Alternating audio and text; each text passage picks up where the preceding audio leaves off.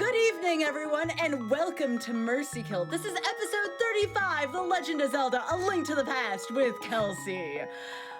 So real quick before we get started, we do have Frost Fatale game and volunteer submissions. They're open from now until November 14th. Go to gamesdonequick.com for more information. If you missed out on any of our GDQ Hotfix shows, check out our archive of past runs and shows at youtube.com/gamesdonequick. If you are watching on YouTube, it's wonderful to see you all here. Welcome back. Feel free to join us over at twitch.tv/gamesdonequick to check out our live shows starting most nights at 7 p.m. Eastern. And while you're there, Hotfix is funded in part thanks to your subscriptions and bits. Please consider subscribing to help support future broadcasts. GDQ's Sum of Best segments is now launched on YouTube. It's a highlight channel with regular videos like our main channel, but with small highlight reels for all of our main events and hotfix. And with that being said, Kelsey, how are you doing? It's wonderful to see you here. Hello, Sky. I'm great. Having a lovely Wednesday evening. Everything's good. How are you doing? Oh, I'm doing great. I love Zelda games. Like, I absolutely love Zelda games. And we were talking in the pre-show, there is such a storied history of yourself in Link to the Past. I think when most folks think of you, other than your Star Fox score runs, which, by the way, are amazing. I should say Star Fox 64 score runs. The next 64. Game that folks would think of you as is for Link to the Past. So do you want to talk about your history with it? Sure. Absolutely. Yeah. So I started running this game in 2017. I actually kind of got into the randomizer first when it was brand new in 2016, early 2017. I was like, I'm tired of being really slow at rando, so I'm going to start speedrunning, which I told myself I would never do because I was like, I had been watching speedruns for like 5 years at that point, and I'm like, man, this seems miserable. Speedrunners have it so tough. Like, man, why would people do that? And then I kind of just really enjoyed getting better at it. Like, I enjoyed like the learning process. I love learning stuff. So I started learning any percent no major glitches, which is the most popular category, and I did that for a while. And then later on, probably about a year later, I started dabbling into 100%, which is what we're seeing today. 100% is not as commonly run as any percent, and we can talk about that later, why that's not. But yeah, so I haven't done this in a while. So it's I haven't run it consistently in a while.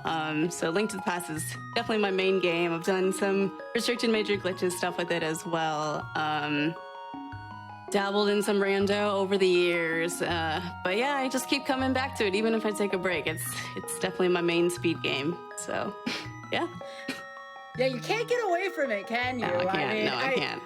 I remember thinking about this because this could be as rusty as it gets for you because you have such a history with this game. And I thought to myself, I feel so bad if I'm asking you to come off a break for something like this, but this is super exciting to me. Yeah, it's fine. Yeah, I think literally in the last 3 weeks, so I haven't been speedrunning at all, like in the last few months, and then in the last 3 weeks, I've been asked to do 3 speedrunning events in like the next month, and I'm like, okay, time to get the the feather duster out here because we gotta clean off these cartridges. Woo!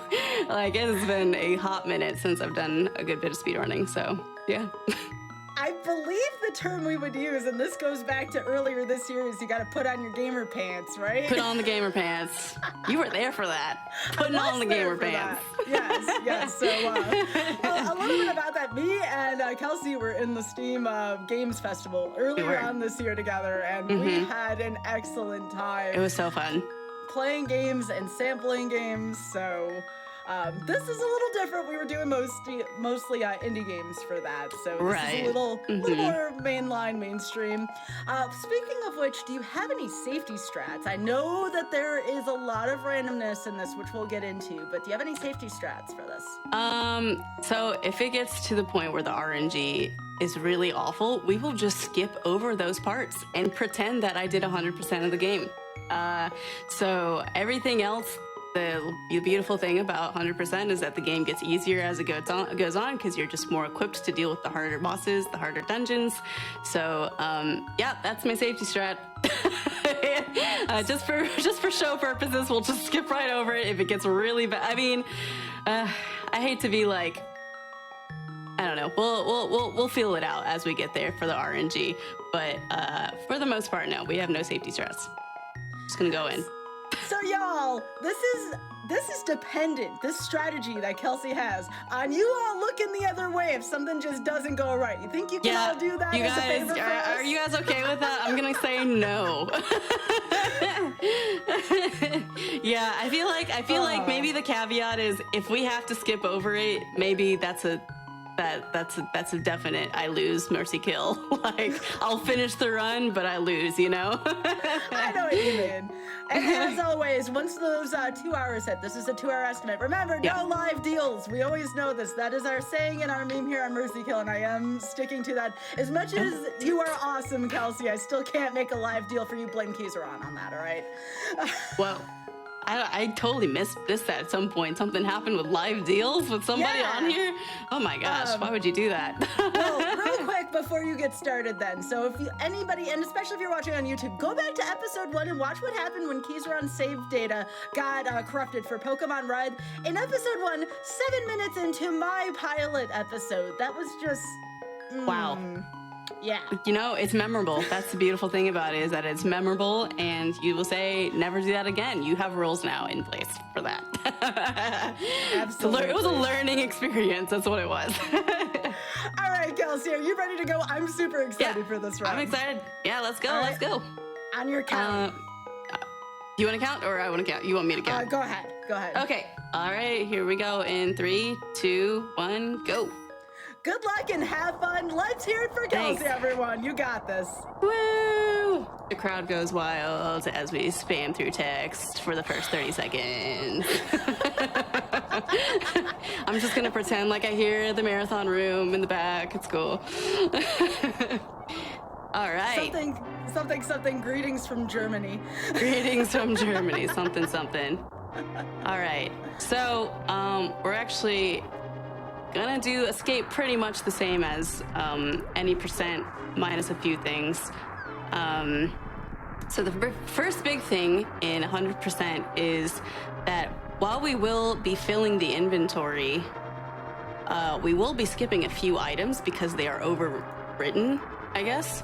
And one of those items is the blue boomerang. So because the blue boomerang and the red boomerang share the same slot in the inventory, we technically don't need to pick up the blue boomerang.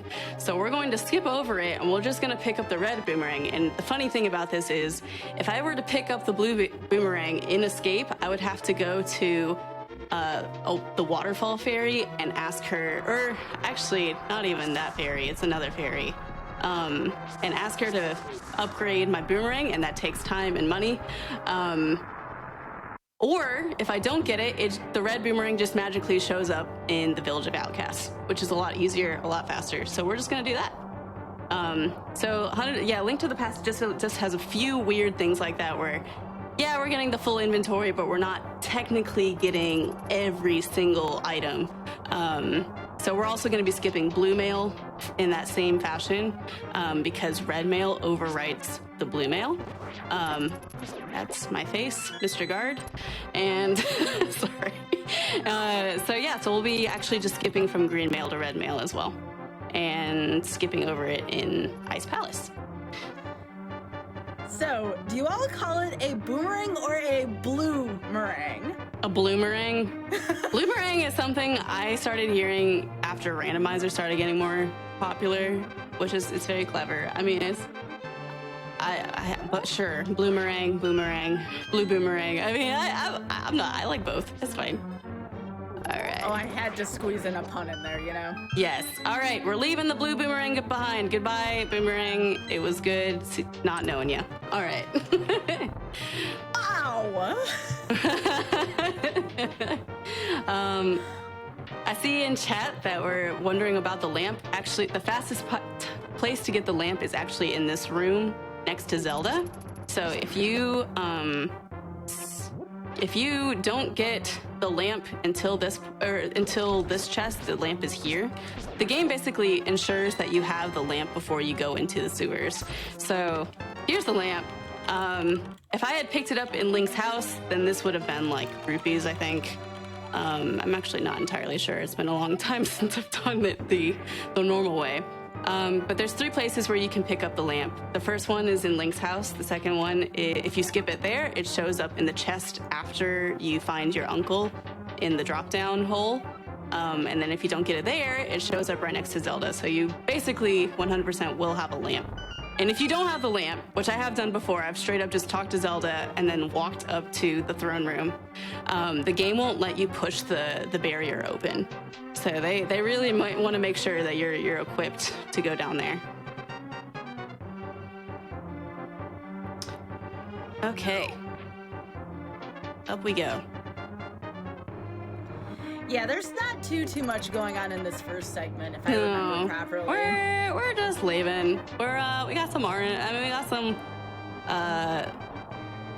It's actually funny because 100% escape is actually feels a little faster than any percent, and I think it has to do with not picking up the blue boomerang if you do everything correctly.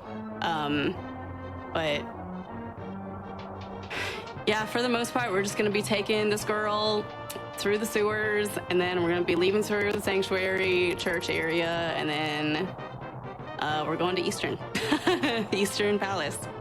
So yeah, the first, I would say 12 minutes of this game are pretty much the same as any percent. Well, we can take this time to relive some fun memories. So, in the pre-show, Kelsey knows exactly where this is going. In the pre-show, the last time we had seen each other in this setting is Kelsey was doing commentary, and I was actually hosting during Link to the Past, Super Metroid Brando combo. Yes, and that was an experience. That was a good time for so many reasons. Yes, it was. That was definitely. What is happening? We had like a guest appearance from like Lack Attack. It was great.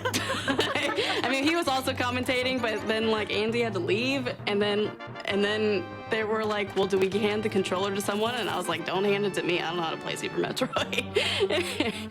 So Lack picks up the controller, and it was just very funny all around. Oh, but yeah. Lack looked at me and I'm like, I'm not your parent. Don't ask me. Just do it if that's what you were told to do. Yeah. Oh, it was great. So a few things, because I also did, I did talk about how escape felt a little faster without the blue boomerang. However, the blue boomerang allows me to like stun enemies, and because I don't have that, it does make, sometimes the rat will get in my way, and the rats will get in my way and make things slower. So actually that was like a pretty average escape time. I'm keeping time here myself. So we had okay RNG. It was okay. So I gotta know, when you ran this game more actively, did you reset a lot pre-escape? Because I know there's a ton of runners out there who did do that. No. You never, no. So that's like old school Link to the Past theory, okay? Like okay. New age Link to the Past speedrunners, rather people who started speedrunning around the same time I did. I would say for the most part have found it more beneficial. Really, people who reset during escape are just like people who are going for really top times. It is really never in your benefit unless something goes horribly wrong to reset in escape, because there is always so much more time to save elsewhere. Like there is just absolutely no reason to do that. The only time I would reset in 100% in this category specifically is when I would start getting really bad RNG around the 45-minute mark. So, which kind of is kind of crappy because you have to wait 45 minutes to reset. But it's not great. But it's instead of like, I don't know. It really depends on the runner. But yeah, the big turning point in this category is the RNG. Or the big reset point is the RNG, sadly. So we are in Eastern, and Eastern is pretty much identical to any percent. We're not going to be doing anything different here. We're not going to be picking up any extra items. So another thing about how a Link to the Past speedrunning defines 100% is we don't count all compasses, maps, and keys. We just count inventory. So just like the inventory that you can select, rather. So we will be getting all 4 bottles. And I will, of course, after the game is done, show you that I picked up all 4 bottles because that is proper etiquette. Because the bottles bring up like a sub screen, and you could potentially like kind of get away with only getting 1 bottle, you know, if nobody was paying attention. So I will definitely show all 4 bottles at the end to make sure everybody knows that we got all 4 of them. But yeah. That's very similar to how in Super Mario World 96 Exit, we always like to reveal after the game's over that we got, indeed, all 96 exits. All 96. I noticed there's a lot of folks who run this game who also ran Super Mario World, and then I think some folks ran this Super Mario World and Super Metroid. Like, these were all like the big games during that time. There's a lot of overlap, between the top runners of this game, Super Mario World and Super Metroid. I don't know, just a lot of really good gamers out there. Me personally, I am horrible at Super Metroid and Super Mario World. I also just didn't grow up with those games, so like the first time I played both of those games, like Link to the Past was different for me because I played it when I was younger, but those 2 games I didn't play till I was older, so I was like, wow, this is just super difficult.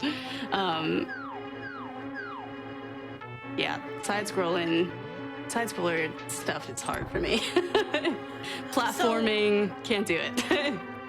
One thing I really liked about your backstory is that I believe you said you learned this game to get better at randomizer? I did. Back in the early days of Rando, routing was not as big as it is now because the way the randomizer has evolved and the logic has changed over the years. So way back when I first played Rando, you could like get your end items, like you could get your gold sword in like the first 10 minutes, you know, and then it was just all about your execution at that point. And then so that just made it even more of a disparity of the people who could complete the game with fewer better items. Sorry, I'm just trying to focus real quick, good. And I just messed up that fight. Whoopsie. It's all good. Hey, it wouldn't be Mercy Kill if there wasn't something like this in here. This is the authentic experience. Well done, Stella. I was rusty. I'm sorry. I shot 1 too many arrows to the right, killed 1 extra Armos, messed up the whole thing. I'm just so sorry. It's fine. Obviously, we got through the dungeon, so it's fine. But anyway, so there was a little bit more of a disparity between like, hey, who can clear this game with minimal stuff? And then I was like, man, I just want to be better at the game because I'm moving around like a bozo. Like, I just don't know what I'm doing. So, there's a lot to be said for that. I feel like even if you want to be competitive in this game with randomizer, I really do, to this day, feel like if you learned the speed run, your movement will get better in the game, and movement is super, super important. Learning to optimize screens in different rooms is just super, super important. So I personally do not participate in competitive randomizer, not anymore. But a lot of people, I do know that's how I felt initially. So anyway, we just visited Sahasrara. We picked up some boots. I did pick up money there, and bombs there. We were gonna need the bombs early.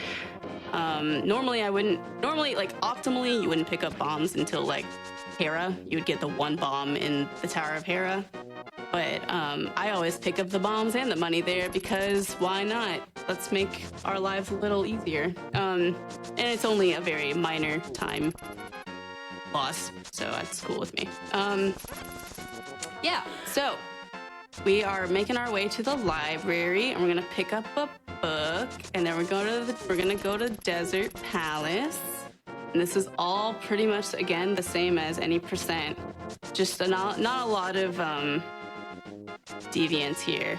So the one thing I am gonna have to remember to do in this, really what I'm mostly worried about in Mercy Kill is forgetting a heart piece.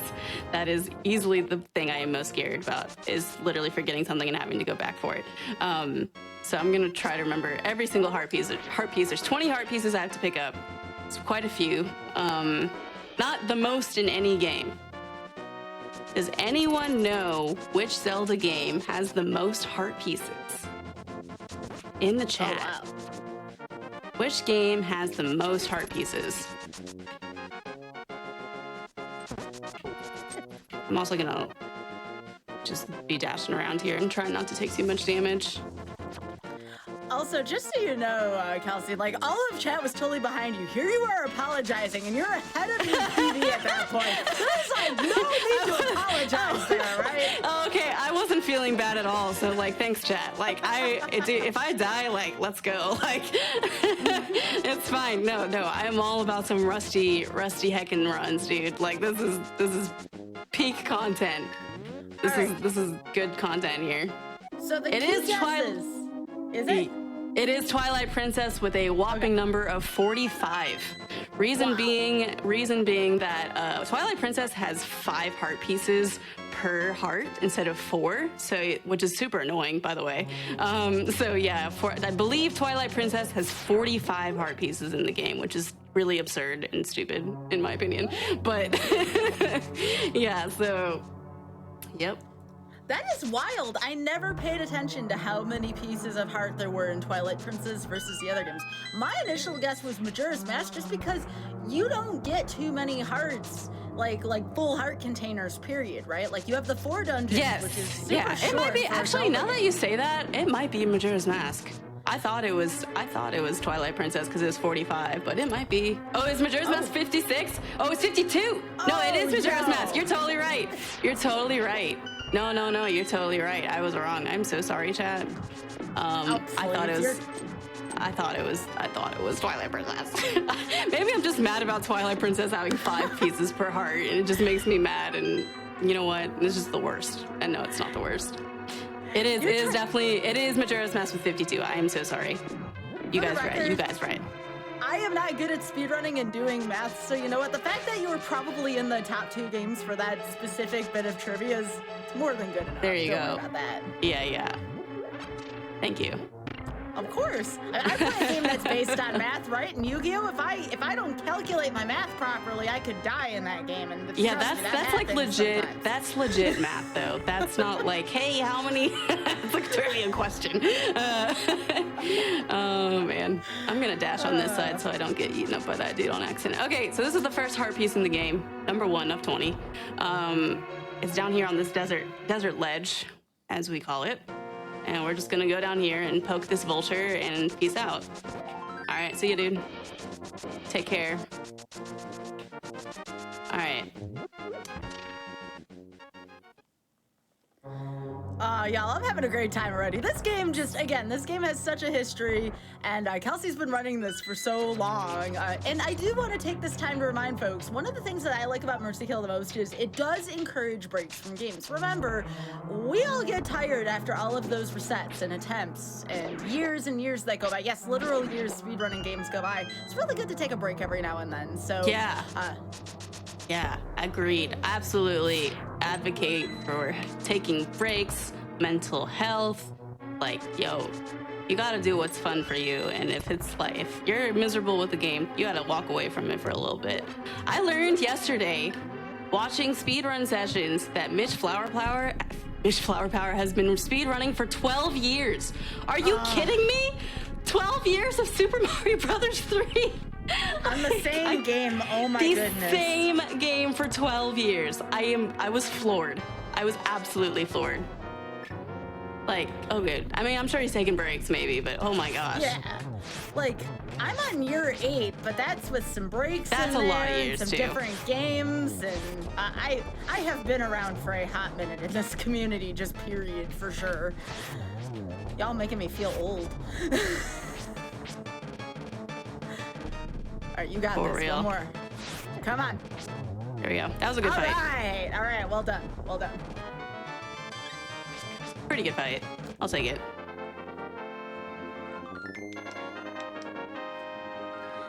So, y'all, please, now I know I've been calling Kelsey Kelsey. However, it is twitch.tv/Kelpsey, KELPSEY. So for those of you watching on YouTube, please be sure to give Kelpsey a follow. I'm going to put it that way, but I just know Kelsey is Kelsey, so in conversation. Yeah, I mean, you guys can call me both, like, it's fine, like, Twitch chat and whatever. Yeah, my username is definitely Kelpsey, like, spelled a little differently than like the Pokemon berry. I think there's a Pokemon berry called Kelpsey. That's not why my name is like that, but it's just ironic. But it is similar. Okay, so that was our second heart piece. Glad I didn't forget that one.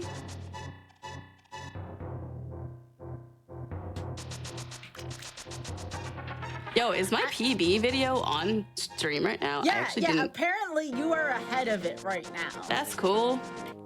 Yo, y'all take breaks. You never. Okay, to be fair, okay, that's the interesting thing is though, like when you were like, hey, you should play a Link to the Past or something, and I was like, you know, Hundo would be fun because I haven't done it in a long time, but also like I'm overdue for a Hundo PB because I'm a better Link to the Past player now than when I was when I PB'd, if that makes sense. But also I haven't done this run in a hot minute, so who knows. So yeah, it's very possible that if I don't, it's not gonna happen today, but probably, but in the near future, if I keep running this, maybe I could get a PB, which would be cool. Okay. This would be one of the few exceptions where I always joke, like, you shouldn't be getting a PB on Mercy Kill, blah, blah, blah. This is a rusty category, to be fair. Yeah. And that's one of the reasons why, again, the more familiar someone is for a game, the tighter we do the estimate here. So this is one of the tighter estimates we've had on this show. So if a PB is earned here, it is well earned if that's the case. Yeah. Ooh. So, okay. So we're going up to Tower of Hera now. We're gonna get one more heart piece. The beautiful thing about Hundo, this is one of the beautiful things, is that before a couple of the dungeons, namely the Tower of Hera and Misery Mire, you get a full heart refill. And that's really nice because sometimes we go up this stupid Death Mountain and we get really hurt from some falling rocks and it's horrible, and then you maybe die in Hera, but that's way less likely after getting a full refill before entering the dungeon. Same thing with Misery Mire. Right before Misery Mire, we'll be doing Spike Cave, in which I'll be taking I will die in Spike Cave, but be revived by a fairy. Thanks, Dead Rock, that's cool. I hope you're not blocking me. Also, I just lost a heart. I'm so relieved. I am not the only one who talks to inanimate objects when I play video games. I talk to all of these things. Are you kidding me? Oh god, look at it. Look at me taking all this damage. Look at that. I was just trying to spin speed. And oh, excuse me. Let me go up. Yeah. All right. See, look at that. We already have half our health gone, but we're gonna get all of it back. Ah, beautiful. Can't complain. Aw, bunny. Bunny Link. All right. There you go. There's our refill. So that's also a good way for me to know, did I pick up 4 pieces before? Did I forget anything? Because if I didn't get a heart refill there, then that means I already messed up. So yeah, half of the challenge in this run is just remembering what you have to do next, because there's a lot of little steps. All right, so Tower of Hera. Again, pretty much the same setup as if you were doing any percent. You just got a little more health here. We got 2 more hearts than we would normally, I believe. No, just 1, sorry. Just 1 more heart normally.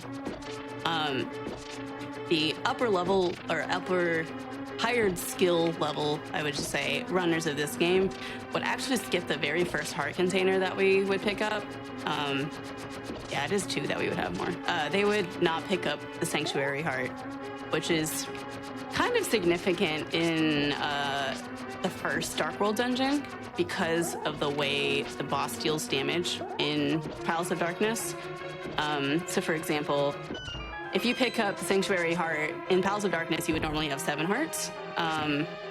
And Helmasaur does 2 hearts of damage per attack. So like if you hit a fireball, it's 2 hearts of damage. If he hits you with his tail, it's 2 hearts of damage. So you get, 3 hits, and then you die, or you have 4 hits until you die, right? No, 3 hits and then you die. And then if you only had 6 hearts, if you didn't get that Sanctuary heart at the very beginning of the game, then you would only have 2. So it's kind of like silly not to pick it up. It's literally like just a few seconds difference. But I mean, when you Link to the Past is such a highly competitive, super optimized game that like it is kind of like a big deal when you drop the Sanctuary heart, like you don't do it anymore. It's really silly. If you're just learning the game, don't do that. I promise you will want the extra heart. That was almost too early, and I'm very glad I didn't mess it up. Okay. Yeah, I know there's some critical points like that in this tower. That's why I'm letting you focus here for a second. It's all good. Yeah. Thankfully, I've gotten really used to speedrunning this game and talking at the same time. Awesome. So we're doing great right now. Yeah, I usually tend to get quiet during bomb jumps, boss fights, if they get a little messy. This is good. That was primo Moldorm content. This is what we're here for. Well, the bright side is that you hadn't even landed a hit on it yet, so it's not like you spent all this time It was just like, hey, dude, you're not supposed to be here, see ya.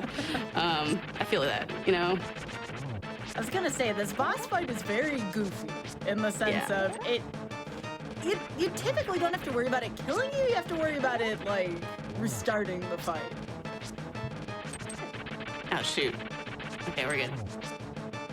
Yeah, you can definitely lose a lot of time here at Moldorm. If you do, fall off the platform, right before your last hit or something, then you have to start over, like you said. Excuse me. So, all right, that's our 3rd dungeon. Well done. And again, I know you fell, but that was early. I looked the other way. You were talking about us looking the other way before. I looked the other way on that one. Okay, so we got a little more cleanup to do here on Death Mountain. We're not quite done. So there's actually a heart piece on top of that's a spectacle of rock that we were just passed by, and there's also one inside of it, so we have to get the one inside. Optimal route, actually, to getting this heart piece is doing a hover before you go inside of Tower of Hera, and then hovering back. and then going on top of Spectacle Rock, grabbing that heart piece, and then going into Hera. There's not many people who want to do that, so we don't do it. I am not a very consistent hovering person, so I don't do it. All right, here we go. Got our heart piece. Now we're gonna head up to the Master Sword. Got a few more things to pick up after we grab the sword.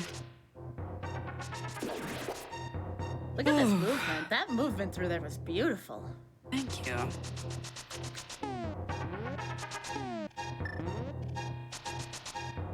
Paused a little early there. So that's just a little hey, that's a really bad bonk if you bonk at the end of that cave there, because you will fall into the hole, which is no fun. I'm just gonna get that guy out of the way because he was dancing in my path. All right.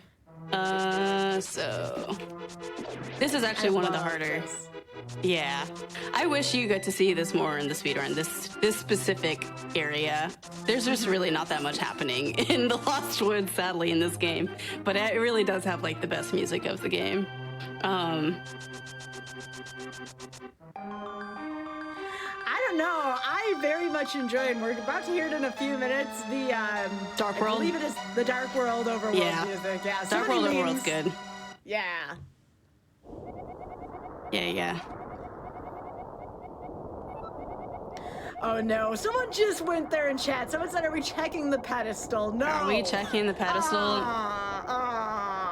Is this even randomized? There you go. We said it. It's over. It's done. No more. You're talking to the RNG host also. I know, here. I don't get that one every week, You don't get that every time at all. No, I'm sure. Oh, yeah. That is right up there with the chorus of, is this even live? Oh, God. Okay, so we're picking up the mushroom. We need the mushroom for powder, which we eventually turn in for half magic. And that's a safety normally in any percent. All right, here's another heart piece. Wait a second. All right, I know Buzz, I think, is what Kelsey knows the Dark World theme is. Do I have any Yes. two shrimps, folks in chat? Two shrimps in the cocktail? That's what I say. Excuse me, what? It's a Zelda 1 randomizer, right? Okay, Zelda 1 randomizer. Okay, I was like, excuse me, I've literally never heard that. I'm sorry. You've never heard of two shrimps in a cocktail? no. Are you serious? Aw. No, I don't watch enough Zelda 1, honestly. I do appreciate Zelda 1, but I don't watch it enough. All right. Rolling into Aghanim's tower. This is a blast so far. There's so many folks that are like, oh, this isn't randomizer. I suppose it would not surprise me if more people are playing randomizer than vanilla. So this is a treat. Oh, absolutely. Folks. If you go Yeah. to the Link to the Past directory on Twitch, it is like 90% randomizer, no joke. I don't know what I'm doing. This is bad. I'm doing this room all wrong. This is mercy kill right here, guys. Oh, yeah. All right. I totally messed up that room. I forgot how to do it. It just was not coming to my brain. Oh no! It's fine. I normally don't want that fairy there, but because long story involving prize packs and manipulation, but it's okay. This is Hundo. We're gonna be fine. So, oh God, please stop bonking. So every time I bonk, I aggravate these guys, which is really good. Make them aggressive. Give me my key. Let me leave.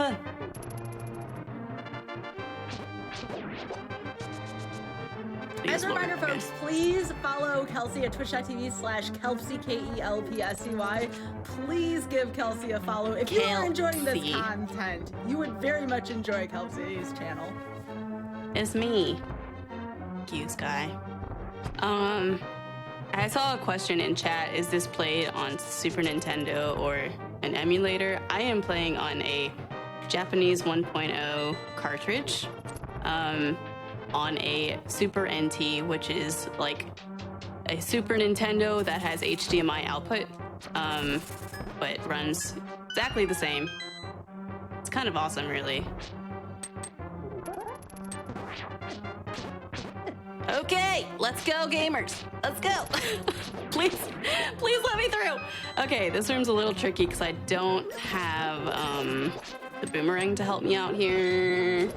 Okay, it's fine. We're gonna grab these arrows because I'm nervous. Okay.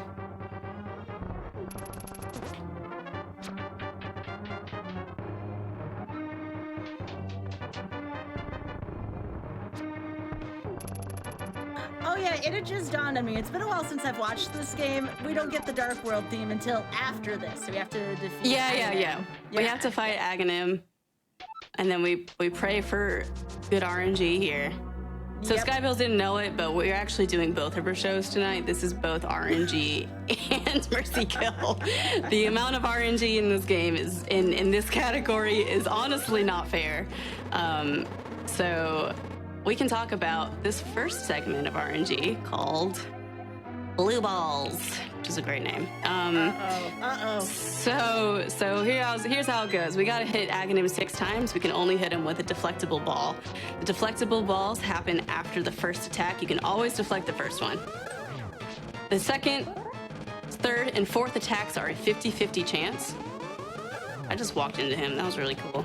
50-50 chance of whether you can deflect it.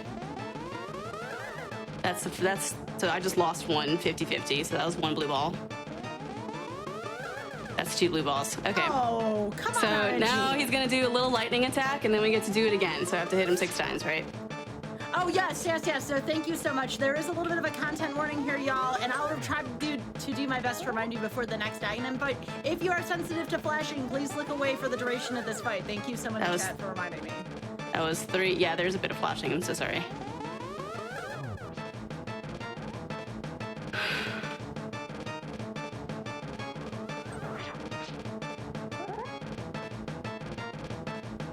So 3 is the statistical average for blue balls. It's like 30-something%.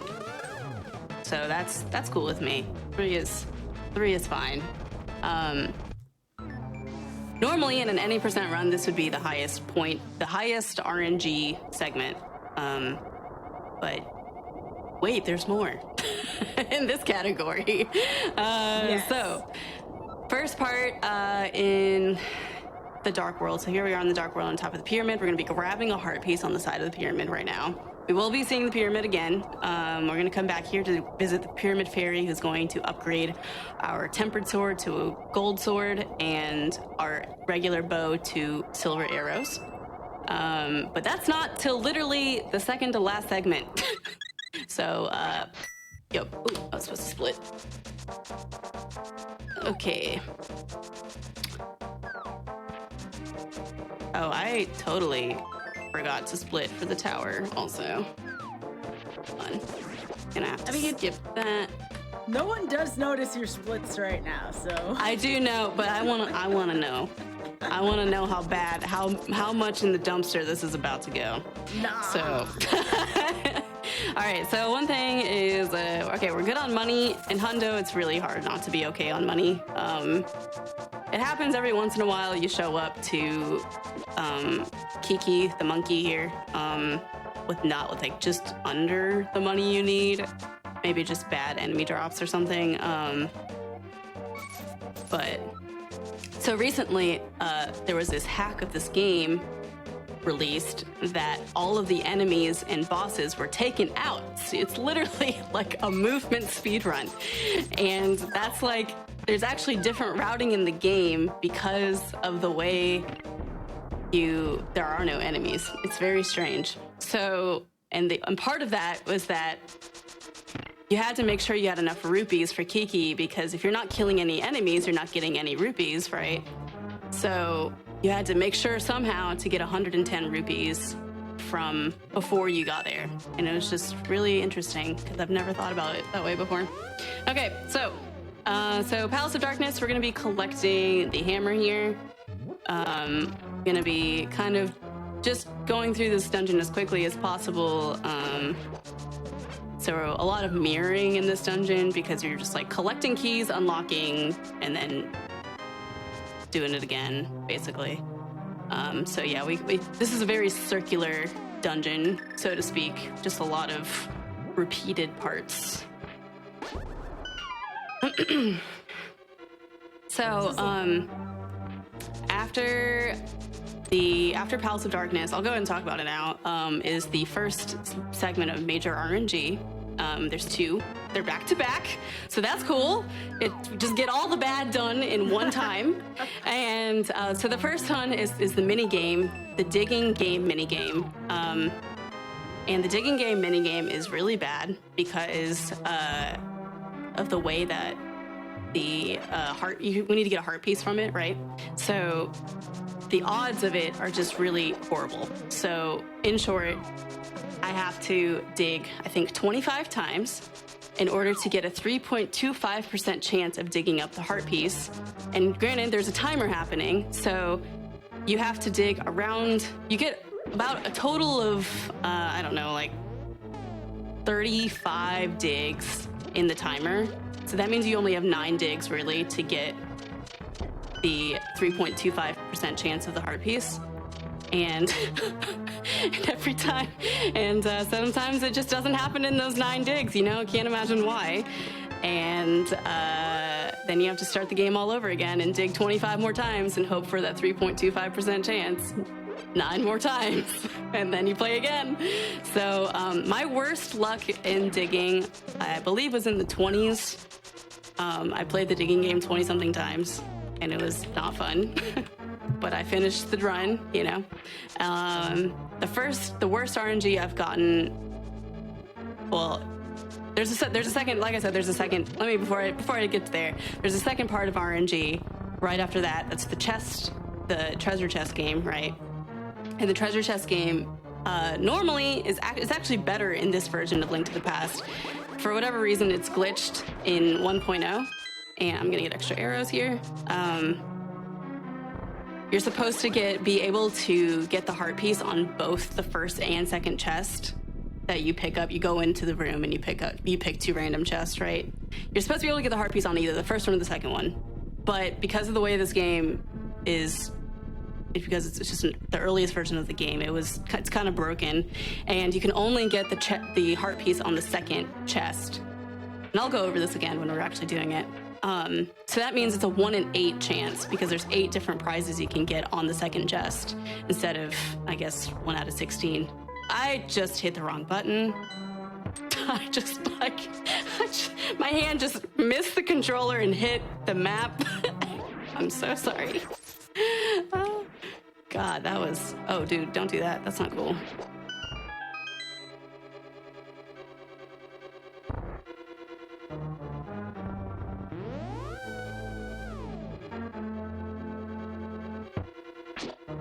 Okay, we're gonna be popping into Helmosaur here. Let me know, Sky, if you need my time. Yeah, it's getting work done right now, so no worries. Okay. But we will if we need to recheck something. Yeah. We can do it during the break, too. Okay.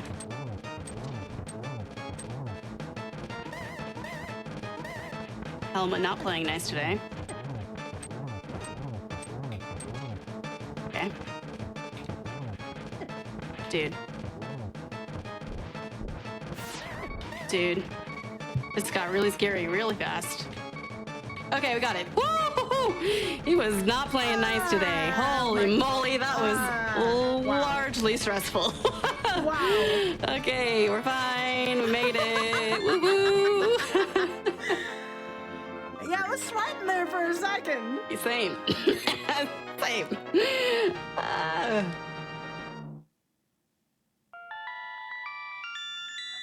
I was going to say, I remember that being one of the tougher fights in the non-randomizer.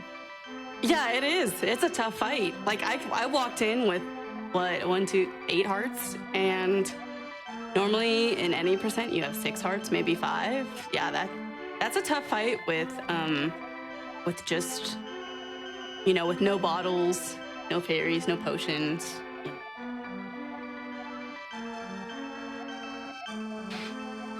I will say this much just in general for speedrunning. It is so easy to speedrun when things are going right, but the minute things go wrong, especially in front of a crowd. Yeah, in front of a crowd as well. It really takes some gaming to step up there. That was well done, Kelsey. Yeah, thank you. That used to be, oh God, I just grabbed the wall for no reason. That used to be one of honestly, that dungeon is my favorite dungeon in this game. It is just, for speedrunning, it is just super fun. It's just I've just practiced it so much, it's just very easy for me. But Helmosaur is just such an awful fight. I will forever hate Helmosaur fight. All right, so we're gonna move our way down here. So instead of going directly to the Grove and excuse me, I'm just gonna walk through here like a plebe. Okay, I'm supposed to do a hammer dash, but it was not working, so we just canceled that idea. So instead of going straight to the Grove and getting the flute, we're gonna actually go in here and just get some money real quick. We need money for the dig game. The dig game is expensive. 80 rupees a pop. So we need to get some cash before we go over there. And we're gonna have, I believe, one more heart refill before we go there, to the dig game. So let's see, we're actually gonna have a little cutscene skip. This is super exciting because you never get to skip cutscenes in this game. I know, right? So we pop over here, we talk to our friend on the stump, and he gives us a shovel for being such a good listener.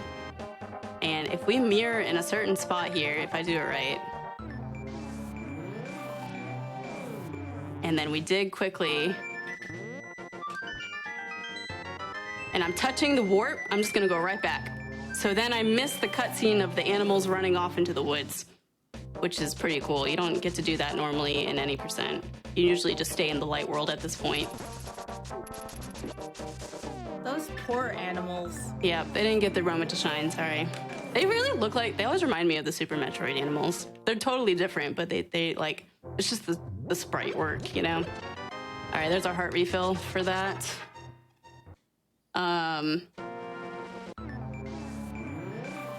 right, let's pop into Dig Game. All right, let's go, y'all. This is the moment we've been waiting for. So like I said, I have to dig 25 times during the game, and then I get a 3.25% chance to get the heart piece. So this might be one of many. I believe. Let's do it.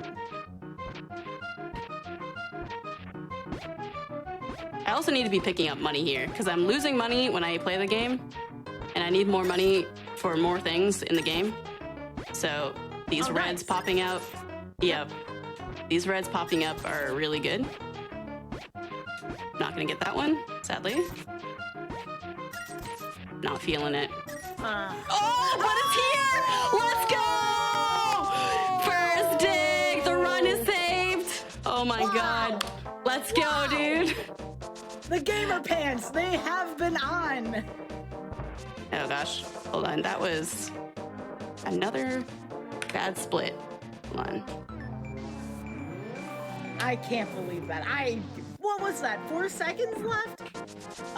Yeah, and then I would have had like about 3 or 4 more digs, maybe 3 more digs, and then I would have had to play the game. Yeah, that's amazing. I can't believe I got the 3.25% chance on that dig. Oh my God. Okay. Wow. So every single dig after the 25th dig is a 3.25% chance. Oh gosh, that's so silly. This game is so silly. Okay, so next part is we're gonna be going into Kakariko Village here. We got a couple things to do. I'm gonna be running all over the place. First thing is I gotta collect a bottle. We're gonna be collecting 2 bottles here in this mini segment. So I'm gonna get this bottle. I'm gonna go up to this house directly above the back of the bar and show it to the sick kid. Sick kid gives me a bug catching net because he's like, I'm too sick to go catch bugs. Go catch bugs for me, okay. And then we get it. That's exactly what he says. All that kanji, yep, I just translated it. All right, so we're moving on to we gotta activate our flute. We picked up the flute from the grove. So we need to activate it. So we got the duck as a companion, or the whatever kind of avian animal he is to you.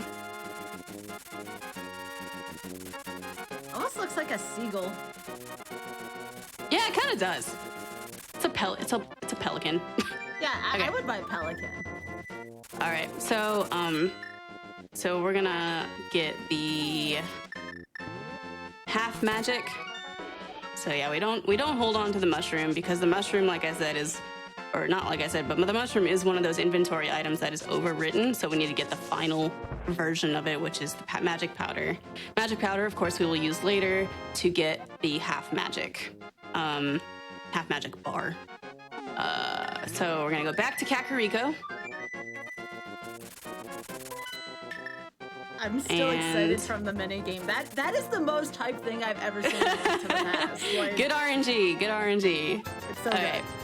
So we're spending a lot of money here. So it's a little freaky because I didn't pick up that much money during dig game. So I ideally want to be at 310 rupees.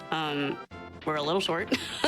So I'm gonna pick up actually some of these 20s in here real quick, just like one of them. I don't want to spend too much time in here. So there's 20. Here's another 30 in here.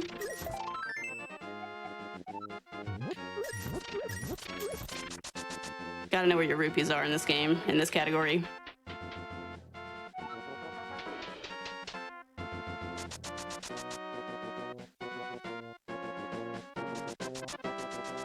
All right, and then we pop into here. There's another heart piece in this area. Gonna get a bomb refill. Is that safe? Now, are you using notes or is all of this memorized? This is directly from my brain right now. Wow, I'm really impressed. This is, yeah, that's part of the run, you know. Is we're remember, you know what, we're gonna get the other 5 just in case. I don't feel like running out of money in the middle of this run. That's just not good strat. All right, so I would not fault you for using notes, and using notes is actually okay. Oh, absolutely. Yeah, no, you can totally use notes. I do have notes of this game. Actually, I pulled them up the other day just to remember, like, okay, what do I do in this category? And the notes were notes that Andy had sent me from years ago that were like the original 100% route notes that weren't even used anymore. And I was like, hold up, like this is not right. Like something is astray here. Hey, Juno. Puppy. Juno's visiting. Oh, good. I like dogs. So this is the chess game that we're going to be playing here. So this is we're going to be hoping for a 1 in 8 chance here. For the heart piece on the second chest. So the prize comes from the second chest.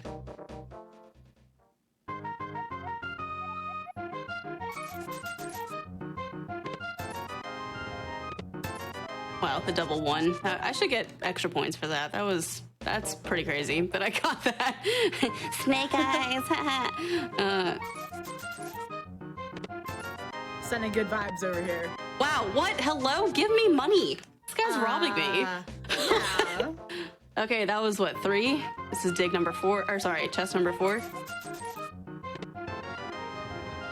There's chest number 4. That's pretty good. I'm very happy with that. That is totally fine. Like I said, a 1 in 8 chance of getting that, that heart piece. Okay, dude, back off. Okay, thanks. All right, so remember that blue boomerang that we left behind in Hyrule Castle? What are you? I have never seen that enemy before in my life. All right, this is the reason why we skipped it right here. So we could get the red one. And so now we have a boomerang and everything is good in the world. Everything is all right.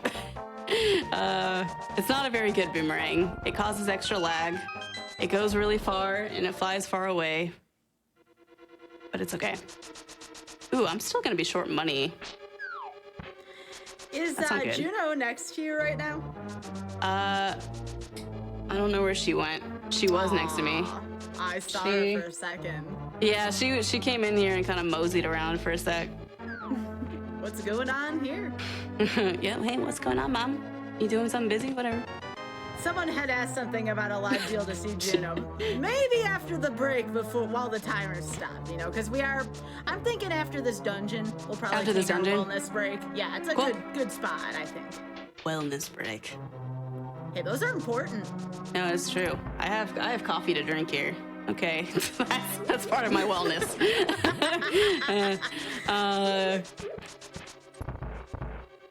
Okay, so Thieves Town, excuse me. Okay, the important thing I need to do in Thieves Town is pick up a ferry. There's a ferry, well, actually it's like a bubble beam that's next to, a bunny beam, excuse me. Bubble beam would be Pokemon. Bunny beam next to blind. Where am I going? Excuse me, I was walking away from the game. I played randomizer earlier today, so my brain is like actively fighting me on what I'm doing.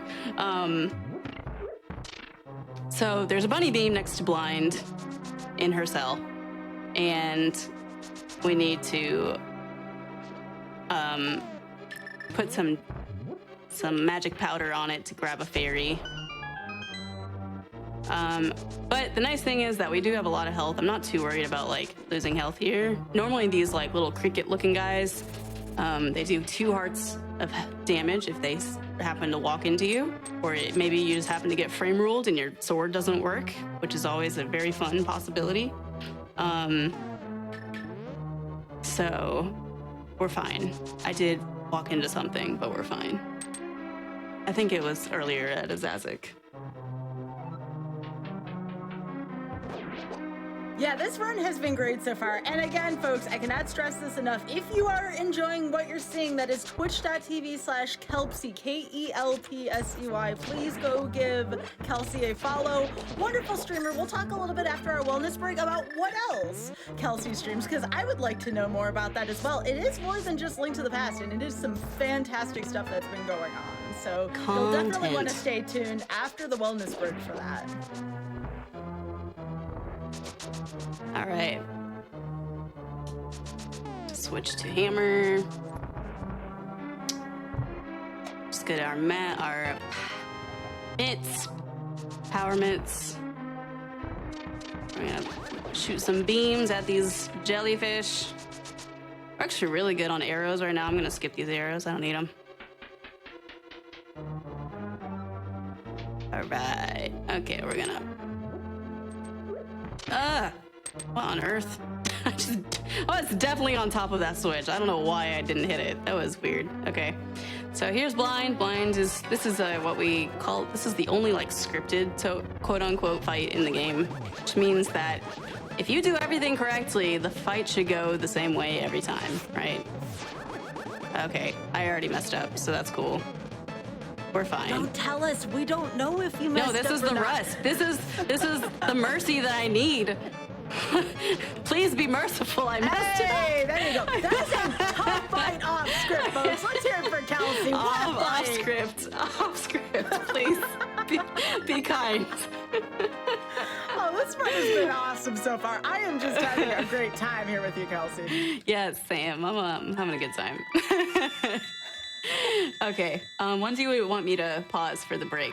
We're at probably. Why don't we do it right close to the split there? So when Link does the thing with the sword, just so we can get through this. Okay. Yeah. And you'll count us down when to stop the timer. That way you don't lose any seconds during our wellness break. Okay. When I start the timer or stop it? Sorry.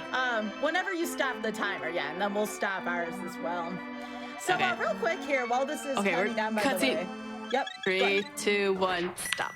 All right, I've stopped my timer. That's enough for Richard to be able to stop that fairly on time. So, folks, if you are enjoying what you're seeing, remember that Mercy Kill and GDQ Hotfix is brought to you by viewers like you. Your subs, gift subs, Amazon Prime subs, and bits cheered on the GDQ Twitch channel help support our weekly Hotfix content. Thank you for supporting our shows. As a real quick reminder, Frost Fatal game and volunteer submissions are open now until November 14th. Go to gamesdonequick.com for more information. And, of course, if you've missed out on any of our GDQ Hotfix shows, check out our archive of past runs and shows at youtube.com/gamesdonequick. Lots of fantastic programming here on GDQ Hotfix daily, so if you have missed some of our content, please be sure to check out our YouTube channel, and again, that is youtube.com/gamesdonequick. And with that being said, everyone be sure to stay hydrated, stretch, and we'll be right back with Mercy Kill.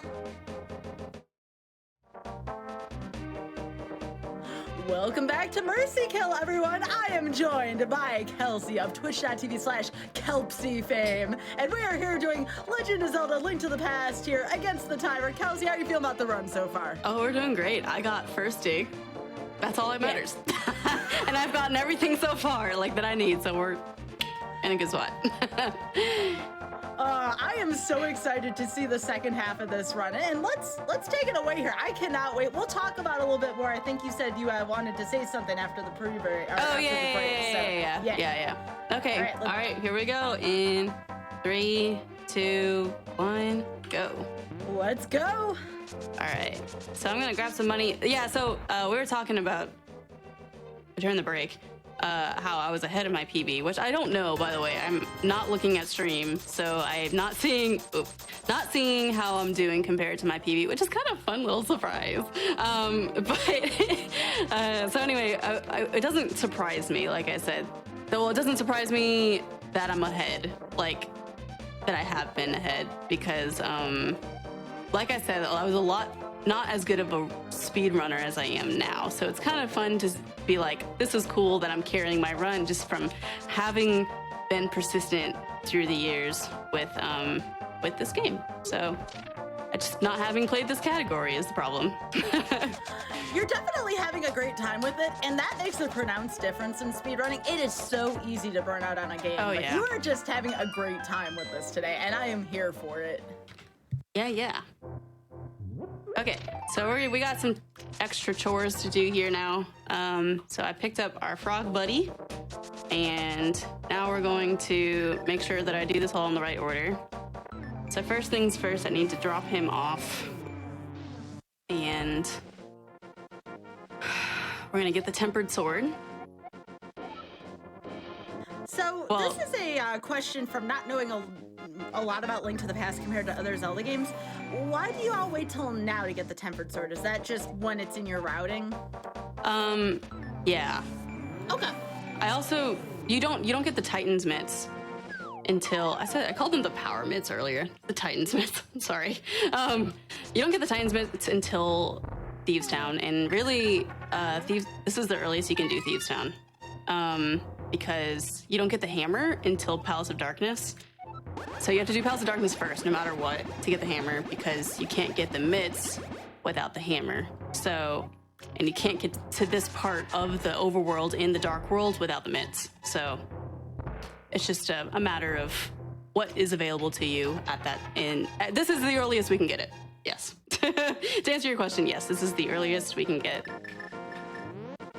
the tempered sword.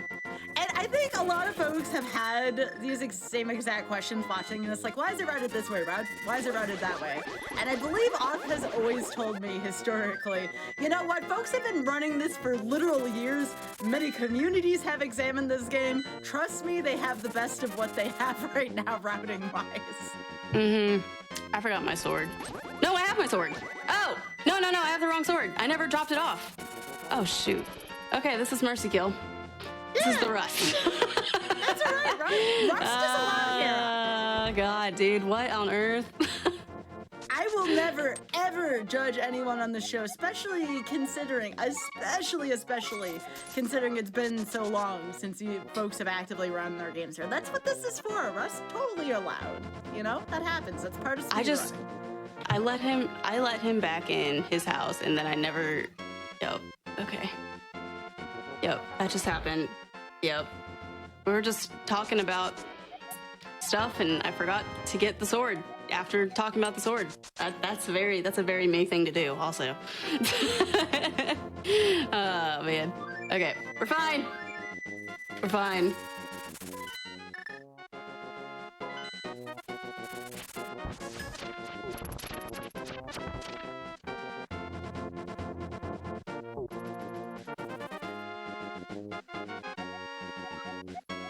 Okay, so this is our third bottle. Thank goodness. And now we're gonna be going to, we're gonna be going to Skullwoods.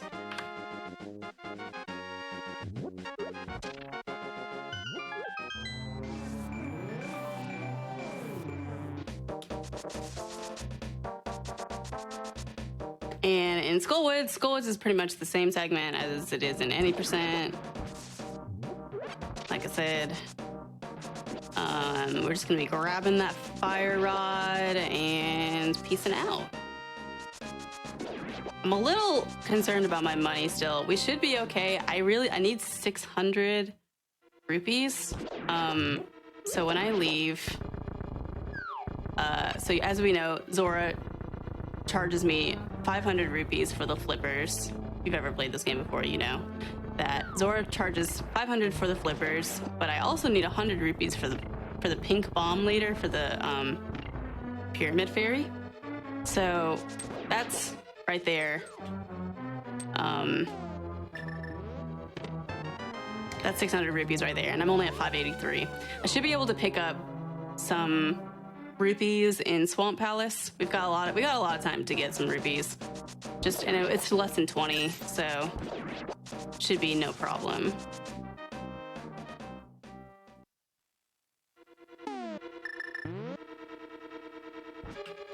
All right, so what is like the next thing to pay attention to for this run? Something that we should all kind of keep an eye on during Skullwoods here. In what way? What do you want to watch? Like for example, where's the next like kind of risky spot or something that you're feeling a little uncertain about? The boss fight can get kind of dicey. I have a lot of health though, so we should be fine. But the boss fight can get a little dicey just because of the way the game. That's good. This is something else you can watch out for. Don't do that. don't bonk into some spikes and get grabbed by a wall master. That's good. So the Mothula fight can be a little dicey because it's hard to hit him sometimes. Frankly, it's just like hard to hit him. Like the way the fight is programmed is like if he runs into the spikes, he won't take damage. So it's really annoying sometimes because you're definitely hitting him, but he's not taking damage. So you're like literally slashing at him like, 8 times and he's just not dying as quickly as he should in 4 hits. So yeah. We have less... Hello? Hello? There we go. Sorry, it was just your tone. I know, so no, it's fine. I just kept like hitting that. I kept hitting the pot. I don't have a key. This is rando brain happening. Okay, you know how I talked about having so much health? This is when it's a little dicey. Okay. I mean, I had nothing to do with this. Folks can't point the fingers. You can't. Say, Sky, you did this thing. No. This is just a thing that happens. This might be commentator curse. I am definitely in 1-hit KO mode right now. I have a fairy. If you guys remember, I did pick up the fairy, but I don't want to use the fairy here at all. So I want to use it in Spike Cave later. So anyway, this is the content I'm known for, is nail-biting boss fights. I'm not even kidding. Oh my god, we pulled it off. Not even staged. I'm so sorry. I just wanted you guys to get some cardio tonight, okay? You will not apologize for clutch boss fights. Let's hear it for Kelsey. You guys just needed some cardio. I understand. I've been sitting too long today myself, so. Oh god, I swear to god, that was not staged. Okay, so I'm impressed. Thank you. We're definitely behind PB now. If I had to guess between my like tempered sword, I don't know, forgetting tempered sword, and that fight that was and getting grabbed. We're definitely a little behind. My timer says 4 minutes. Oh, 4 minutes from my best sum of best. What on earth? Wait, what? I am definitely comparing against the wrong thing right now. Yes, everybody, please be sure to stay hydrated, especially if that was a little too clenching for y'all. Here's your reminder to be sure to drink some water. Yeah. Okay, so we're gonna head. We have plenty of money now. Woo woo! And we are now going to visit our friend King Zora. Sorry, local scam artist King Zora. And he's gonna give us some cool flippers that allow us, even though we've been swimming already in this game, just pretend like you didn't see that. Okay. Pretend that we would have not gone swimming yet. We actually really do need flippers. We did a trick called fake flippers before. That's cool. I just got lotteried. That's a frame rule that just happened there. I wasn't supposed to get hit. It's like I think a 25% chance of getting hit there, maybe 50, I'm not sure. But anyway, we did a trick called fake flippers earlier, which is where you do like a screen transition while jumping into the water, and then the game thinks that you're supposed to be swimming, so you get to keep swimming in the next screen, but you can't take damage, otherwise the game doesn't know what to do and it soft locks. We didn't mess it up earlier, but we really do need actual flippers now, not fake ones, so that we can swim in Swamp Palace. We could get into Ice Palace. If you guys are familiar with Randomizer, you know that we can get into Ice Palace fine using that fake flipper trick. But Swamp Palace has not been configured yet without doing like some kind of wall clipping, dungeon clipping stuff. Yeah. So here's Zora, and then before we leave the Zora overworld, this is actually one of the trickier movement areas. We're gonna be grabbing that heart piece that we saw on the ledge on the way up here. And then that's all the chores we have to do in this segment. We get to go straight to Ice Palace, and do the Ice Palace segment.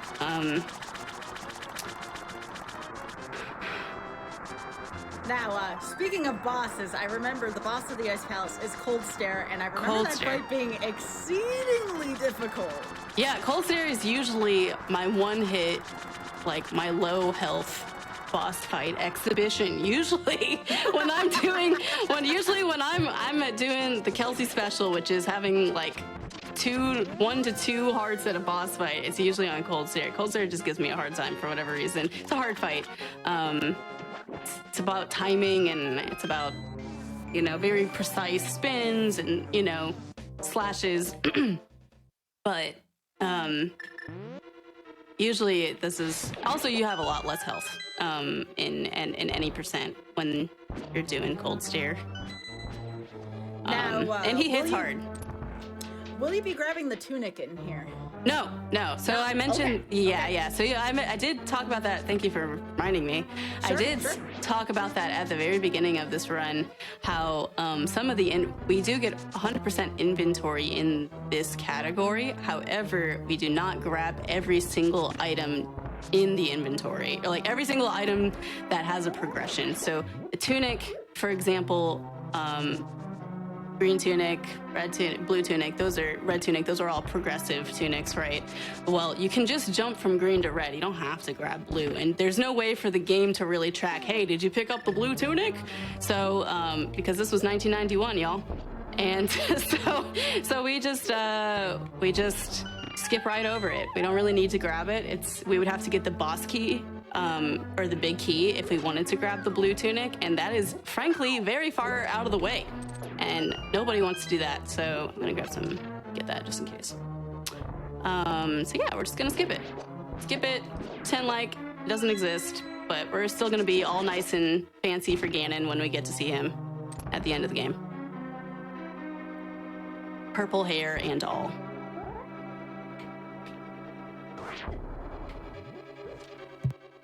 Wow, that was really cool to watch. The bomb jump.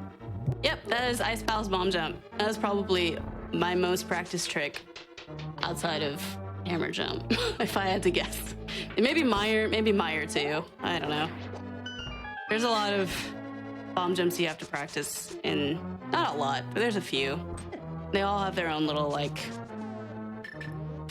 different intricacies to them. You have to know how close you are to the edge, and where you place the bomb, and where you need to be, where you need to put Link after you place the bomb. And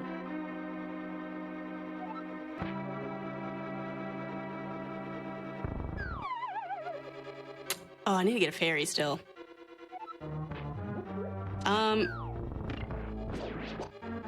Shoot. What's going on? I need to get a fairy. I'm trying to think of where I could grab one really fast. I meant to grab one. You know what? I meant to grab one before going to Zora. I assume there's not any of the anti-fairies that you can put the dust on? Not very readily available. Gotcha.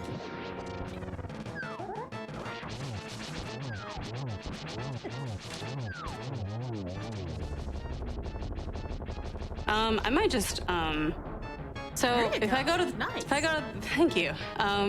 If I go to the top of Death Mountain, there's 4 bushes around the warp, and one of those have a chance of dropping a fairy.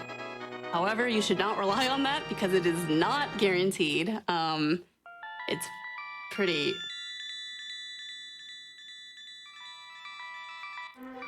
That was a really good fight. Oh, wait. Considering the way how a couple of the other fights went, that was Did great. Did I use my fairy? No, I didn't die No, you in didn't. Skull Woods. Oh, No, I don't know why in my brain I was like, yeah, I died in Skull Woods. I need a fairy. No, you did not die in Skullwoods. No. Oh, You're yeah. okay. We clutched it out, man. I was like totally resigned to I gotta find another fairy. No, we're good.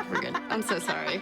I'm like living in like the worst possible scenario right now. Like, I don't know why my brain just you need to figure this out because you're messing up. No, we're good. Okay, sorry for that, guys. I was just telling you about the fairies I just wanted to tell you about fairy locations I was gonna go to. Like, there's one right outside of the pyramid. There's one Let's see. There's one outside of the warp that I was talking about. Because I'm about to do Spike Cave here. There's one outside. There's like a fairy fountain outside of Link's house I could have gone to. There's there's one in Old Man Cave and Death Mountain could have gone to. We're fine. And sometimes you slash this and a fairy pops out. Sometimes.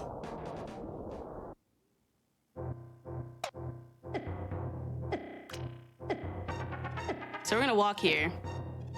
Normally you can actually make this cave in 13 hearts. If you do very specific dashes. I'm not gonna try to do that because I haven't done it in a long time. So this is why we have the fairy. I haven't done it in a long time, and B, I was not ever very consistent at it either when I did do it. I've done it like maybe twice ever.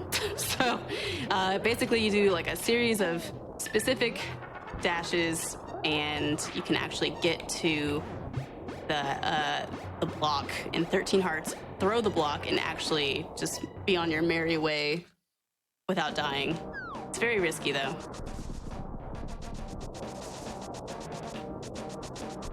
Okay, so now we need to go back up the mountain. We need to grab Ether Medallion. I don't know why I grabbed fairies, because I'm about to reheal. Not fairies, hearts. Flustered.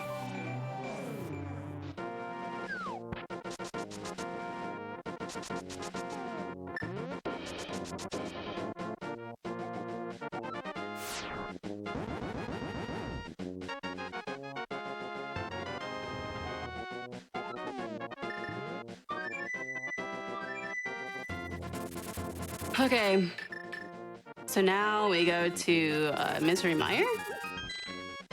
And if I got all the heart pieces correct here, which God, I hope I did, I should get a heart refill on the left chest.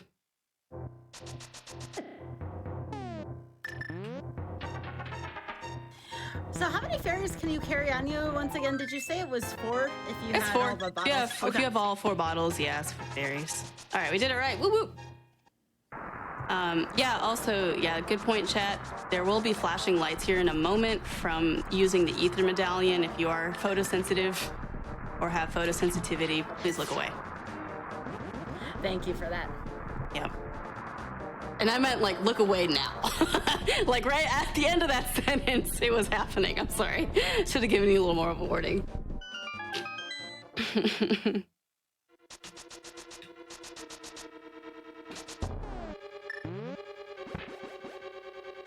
All right, so this is one of my favorite rooms right here. It's Mire 2. It's just a very clean room.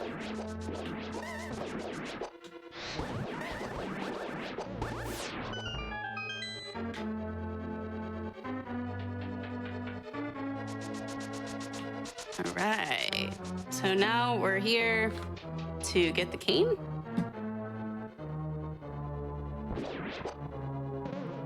I'm gonna go in here, grab a key,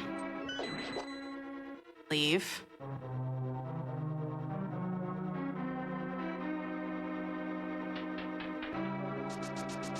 Mire's kind of like, honestly, in vanilla, like in regular Link to the Past, it's kind of not a great dungeon.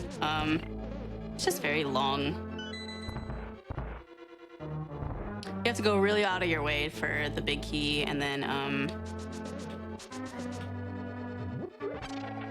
you just go to the back and beat Vitreous, and well, you get the cane, and then in this version, in this category, we're gonna have to do some fancy footwork to get to the cane quickly because we don't have the hook shot, and then we'll do a fun little spooky glitch so we can bypass hitting the switches directly with our sword using some crazy magic that I can't explain, and yeah. Okay, I gotta think what we do after this. So after, I don't want to mess up post Misery Mire. I also can't remember if I get Bombos before or after Swamp Palace. I want to say before. this is where the rust is starting to show a little bit in the later part of the run. Beginning part of the run, I've just done so many times, you know, like it's just very ingrained. But I think that may have to do with considering you usually have to reset at your Yeah. mini games, so that's Right. probably why you haven't seen this. part of the run yet. I haven't seen. Yeah, exactly. So yeah, the section right after Meyer. Oh, that's not good. Oh, okay, that's really unfortunate. I wasn't moving fancily enough, as the kids say. Not at all. So we need to walk around again. That's unfortunate.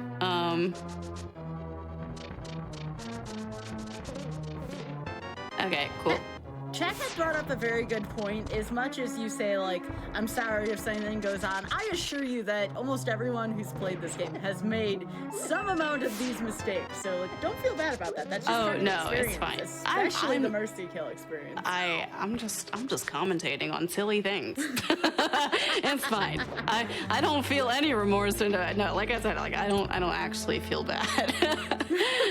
So anyway, we. So I want to say, yeah, we get bombos before actually going into Swamp Palace. Oh, did not do spooky correctly there, or I didn't put down the block. I fixed it. It was fine. Like we're gonna be able to do spooky, but it just was a second attempt there. A little kicked up some extra dust. All right, so we're gonna hit this right here. That's gonna hit the switch.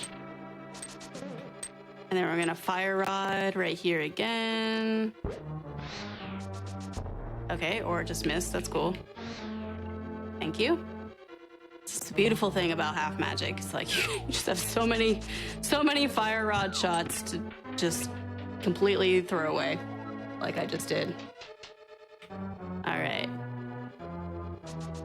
So let's hope that we get a single cycle here. We got a lot of arrows, dude. Plenty of arrows.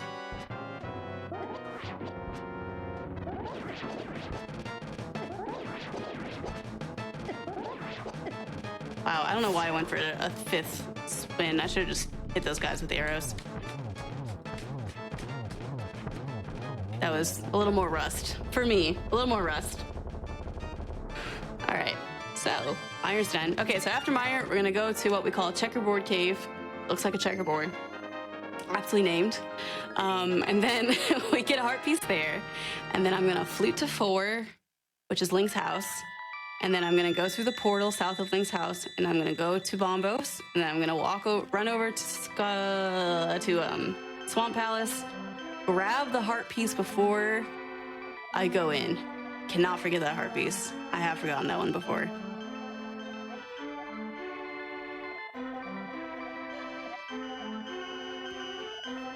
These folks sure do like to talk, don't they? They do. Yeah, these ladies, they're chatty. Except for like the Thieves Town girl. She doesn't talk very much, but as you guys saw earlier, she was like done talking real fast. The chattiest of Kathys, it would be the Zelda, not Zelda. Zelda does talk a lot, but is the Swamp Palace girl. She talks for over a minute. It's like 57 seconds or something. It's Wow. it's a long time. It's a solid minute of mashing. If they were to be using the Are North you American- kidding me? Wait, what? What just happened? It just threw me off. What? Hello? Game. What? Game, please. Game, please. What I was gonna say is, if you were to be using the NA version, Right. how long is that text? Oh, it's long because the English text is slow. I mean, that is the reason why speedrunning community uses Japanese 1.0. People think it's because of the fancy glitches. It's actually because the text is faster. Oh, look at this room. I've never seen this room before. This is interesting. Yeah, that's checkerboard, and we use something called mirror deletion glitch, which is also a Japanese 1.0 glitch, to just make easy, quick work of that.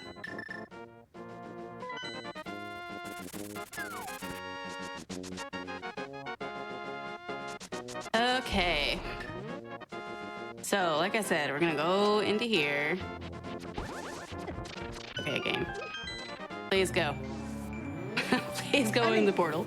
You did say please, and a lot of folks underestimate the power of The power of saying please and thank you to your video game that frankly doesn't care. Yeah, I I plead a lot with inanimate things. I just want things to go well.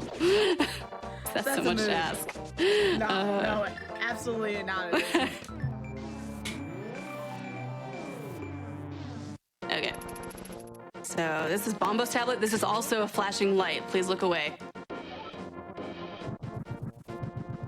Thank you for the I think it warning is. again there. No, it's not. It's not too bad. I would rather have you warn and just It's in not. case than not. So It's like there's like little bombs going off. It's fine. I was just like maybe just in case. I like couldn't remember what Bombos looked like in my brain for a second. It's just ether that's really bad. I don't remember if Quake is bad. I honestly, that's just like kind of like a little bit of a privilege, you know, not being affected by those things.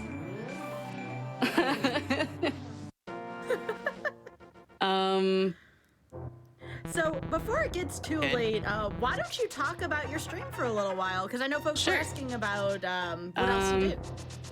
So I do play this game a lot. I also play, I speedrun Super Mario Odyssey kind of badly. Not even kidding. I love speedrunning that game though. Like I have like a 118, like I'm not good. But it's a fun game for me to speedrun. Like game is just really just fun to play. So I'm actually playing Super Mario Odyssey again on this channel on GDQ Hotfix. Not this show, but next Friday. Not this coming Friday, but next Friday. So if you want to catch more lovely content with me, I'll be back. So yeah, you'll probably see that happening soon on my stream. Is some derusting of Super Mario Odyssey. I also do something called score running, which is just getting a high score in Star Fox 64. Recently just got a couple PBs in that. I'm almost close. I'm close to breaking 2200 on the normal route. So that's fun. We're gonna be pushing towards that soon as well. And that game gets really sweaty because it's a lot of mashing. So it's a fun time, but it's also kind of like a totally different experience than speedrunning. For casual stuff, you'll usually catch me doing. I do like a lot of just like casual playthroughs, just kind of like whatever I'm feeling. Let's see. I've done some fun, like my favorite casual blind playthrough I've done this year was Chrono Trigger. I never played that game before. That was a lot of fun. I'll do like Ocarina of Time randomizers. I'll do, of course, Link to the Past randomizers. I randomly booted up Super Mario 64 like a couple days ago and was like, yeah, let's play through this game. It's been a minute. But yeah, usually I also stream during the daytime. So I'm basically like that background working stream. So like if you need some nice comfy background noise while you work, I definitely stream in the morning. Around like, I try to go live at like 9:30, 10. So yeah, we keep it very chill. Yeah. So you basically stream when I don't. You and I are on very opposite schedules. ends. Yeah, this is late night hours for me, Sky. Like, no joke. I'm done with streaming at like 4 or 5 p.m. I'm like, all right, get me off this desk. Like, I'm done. So, yeah. See, I go till about 2, 3 a.m. Eastern. That is time, so late. I could not do that. Oh my gosh. I'm much more of like a I don't want to say like early bird because I don't really get up super early. No pun intended. But like with my emote and stuff, right? But I'm definitely I feel more productive. I'm a productive morning person. I like getting stuff done in the mornings. So like if you want to catch speedrun content, I'm doing it in the morning with my cup of coffee, you know? It's just like the mindset that I'm in is like getting stuff done, you know? So, and then my casual stuff is usually after that, so. I mean, I like it because then I know I'm not doing stuff at that time, so I can watch you. So it works perfectly for me. Yeah. Yeah, there's a lot of folks in chat saying, yeah, great comfy stream. Absolutely. I love comfy streams. The consummate 9-to-5 worker. Sorry, I just looked at chat. Yes, I do work a 9-to-5. Playing video games. Hey, it's a lot of hard. A lot of folks don't realize it's so hard work. There's so many different Streaming is hats hard. You have to wear. Yeah. Streaming is a lot of hard work, and it is really like running your own business sometimes. Like it's just you gotta I mean, like when I turn off stream, it's just so I can like catch up on Discord, and then like once I'm off Discord, I'm like, okay, I need to be off the internet. Like I need no internet time for like 2 hours, and I just totally decompress, take Juno for a walk.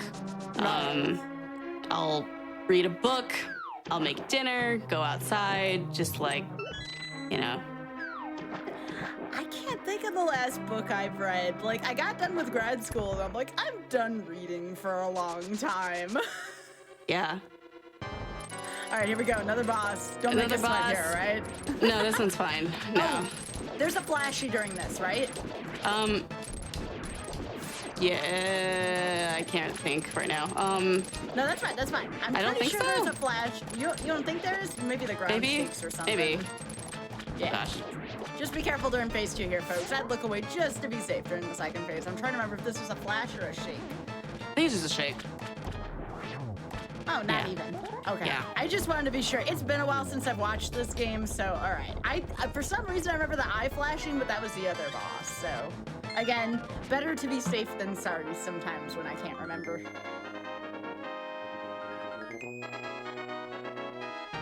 Yeah, no, same. I just don't, like I said, like I just don't even think about it, and I feel bad because I should. I should be more cognizant of when this game is flashing.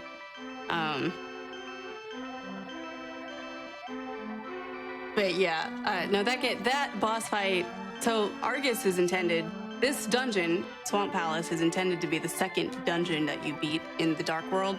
So the dungeon itself is kind of garbo because everything hits you and randomly, and it all is just like kind of like nickel and diming you the entire time you're in there. But nothing hits you hard. So like nothing is about to like smack you for 4 hearts, you know. 3 or 4 hearts rather. All right, looks like we're, well, I'm showing 129 on my side because my timer's counting up, but you have about a half an hour left. Oh boy, it's gonna be close. It's gonna be close? Really? We're gonna have on top of everything else, this entire run is gonna be clutch. I think so. I can't think of a better ending to this run than a clutched ending. Uh-oh. Uh-oh, Yeah. y'all. I'm hoping. I just gotta perform. I just have to execute. So I where am I going? I'm not on the island. Help! Okay, we're going back. Okay, sorry. I thought I was in a completely different spot. I'm so glad I didn't just like go into the deep water. That would have been really embarrassing. Okay, take me back to the Dark World, please. Please, I beg you. Okay. All right, so this is a chore segment. This segment is actually about 8 minutes long before we even go into the next dungeon. So it's actually 7 minutes and 20 seconds, if you want to know. So we just picked up 1 heart piece. We're gonna be picking up our 4th bottle, which, like I said, I will show you at the end of the run to ensure that I have all 4 bottles.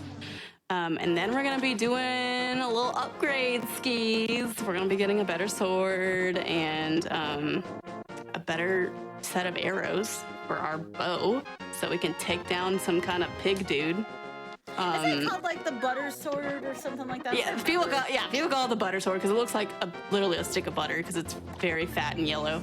Like, It's legitimately like twice the width of like the Master Sword. Like pixel wise, like pixely speaking. That's a new phrase, by the way. TM right now. So so yeah, we're gonna go pick up the pink bomb. It cost 100 rupees, so I cannot mess this up. Otherwise, I will need to go pick up money, which is not good. We do get to take a little shortcut here since we beat Aghanim, because we had to, because this is the vanilla game. We get to go through the bridge warp that we used before. I'm just gonna walk. I'm not even gonna mess with this.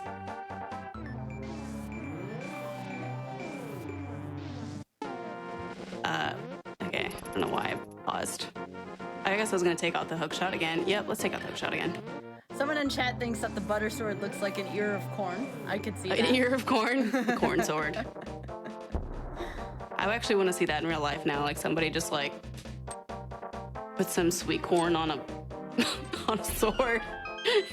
Just sorry. Okay, so this is a little tricky. All right, first one is always the bow. Bow goes in first.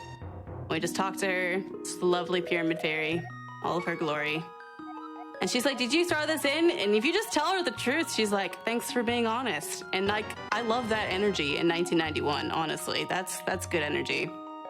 All right, we're just gonna sit here, and then she talks to us. We make the decision, rather, to throw in another thing. And then she asks us the same thing. She's like, all right, that's all you get. Two upgrades.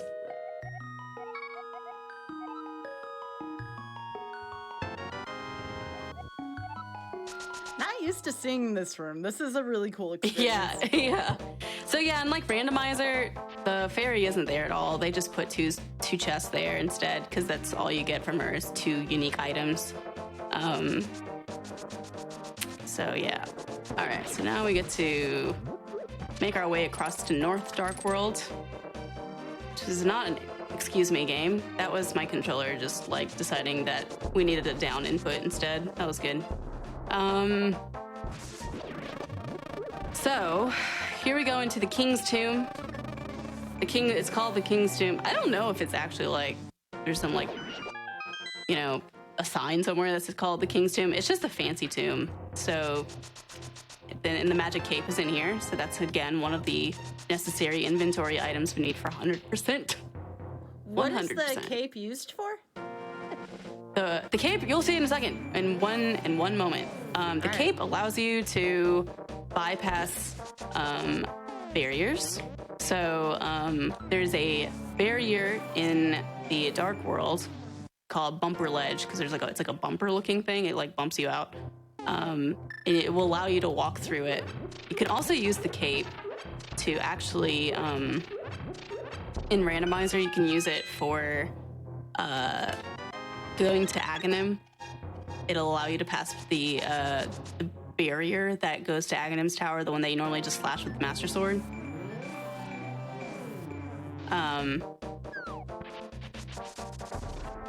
Yes, I will take that bomb. I do know. What girl? My dog is at my feet saying hello. No. Okay. So, yeah, we're gonna run over here. And I'm actually gonna go ahead and equip the cape now so that this little pterodactyl bird doesn't ruin my day.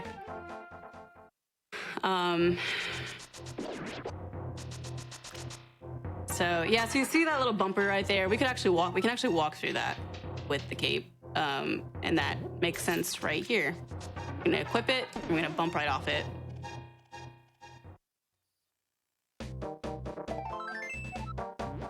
Alright, I'm gonna put it back on just so I don't get hit by a bird again.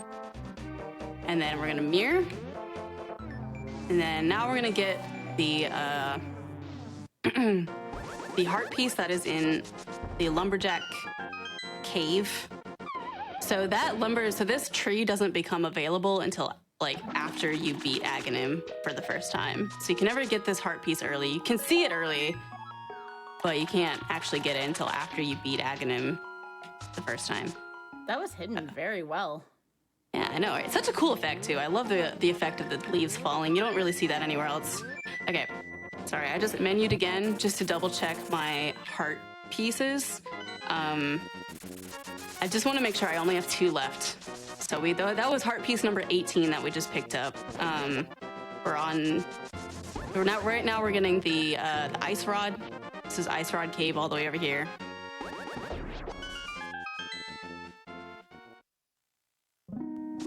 What do you use the ice rod for at this point? Is that for against the boss at Turtle Rock, if I remember? Yep, that is it. Okay. That is the only reason you need the ice rod. Like, it's literally, like, that's why it's such a pain in the butt in, like, randomizer, because you'll get, like, ice rod hunts, you know, where, like, you have to beat... I didn't hit my flute.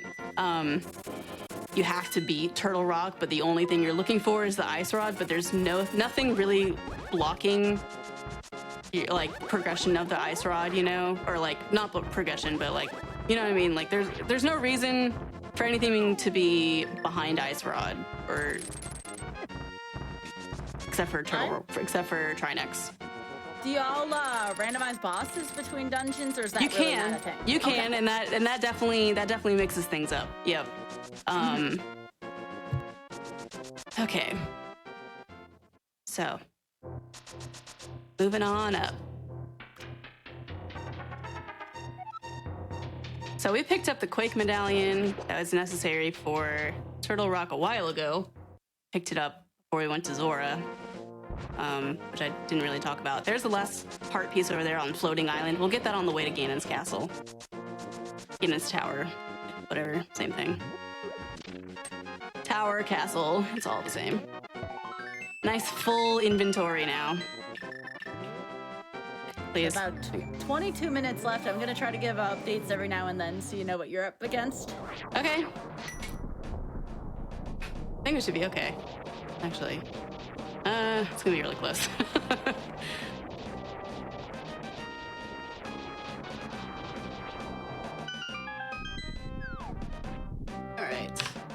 All right, 2 dungeons left to go. Let's do it. Yep.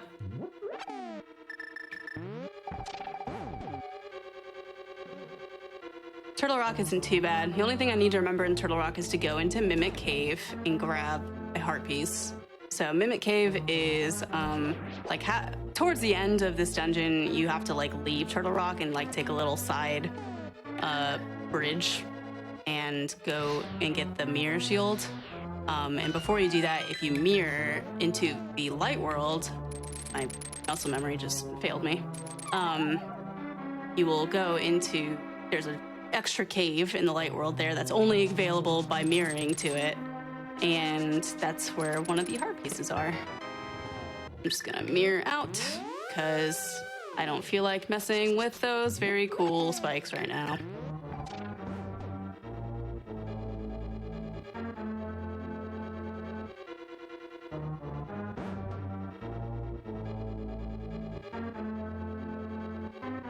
Okay.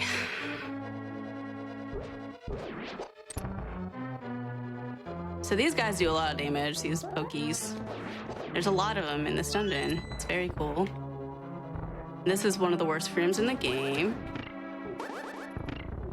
And we did it perfectly. Let's go. It's very easy to take damage from the chain chomps there. They do 3 hearts of damage a piece anytime you get hit. It's kind of annoying. And then it's also going to be a little, this is also kind of where the game gets a little weird for me as well, because the gold sword and the mirror shield, which I will pick up in this dungeon, actually start to add lag. So like my muscle memory gets a little scrambled with it, just like accounting for the extra few frames that are different. That's cool. It's all good, dude. Got bunny beamed. That didn't last too long. Nah, it's only a few seconds. And actually, I think it wore off. I think it's like really common to get bunny beamed there. It happens usually, just because you're waiting for that pokey to come popping towards you so you can spin attack it to then grab the key. It's like the bunny beam just zeroes in on you and gets you every time. All right, this is double pokey room. Bet you can guess why. Okay. And instead of going right, in any percent, you would just go right in that room and just say, I don't need that shield. Shield will make one of the rooms in Turtle Rock a lot easier, though. All right, so this is Mimic Cave. And I'm gonna manipulate these guys to move. I also need the hammer here.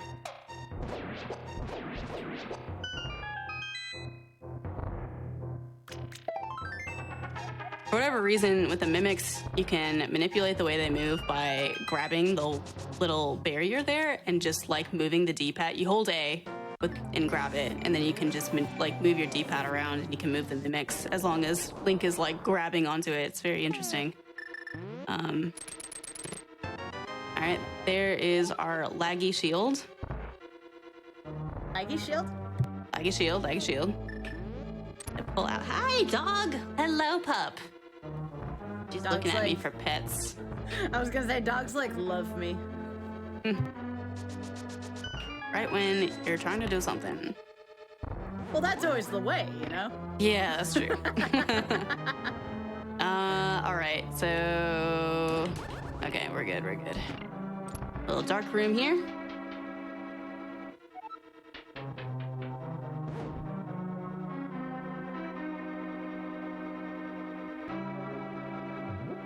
And we're almost done with Turtle Rock. All we have left is the laser bridge and Trinex. And Trinex with the gold sword is a piece of cake. The fire head and the ice head only take 3 hits apiece. And I'm pretty sure maybe the main head itself on phase 2.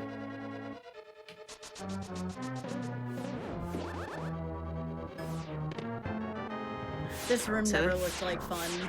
No, but with, like I said, with the mirror shield, it's a lot easier. You just walk right up and plink. No worries. Oh, I didn't mean to bonk there. This guy out of the way. Do a little fancy move.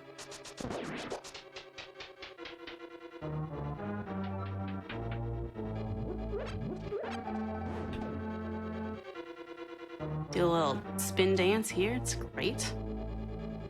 All right, and here's Trinex. All right.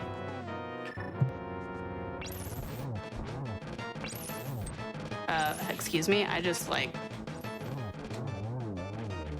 messed it up because I'm used to having the tempered sword there, and I just like totally messed it up.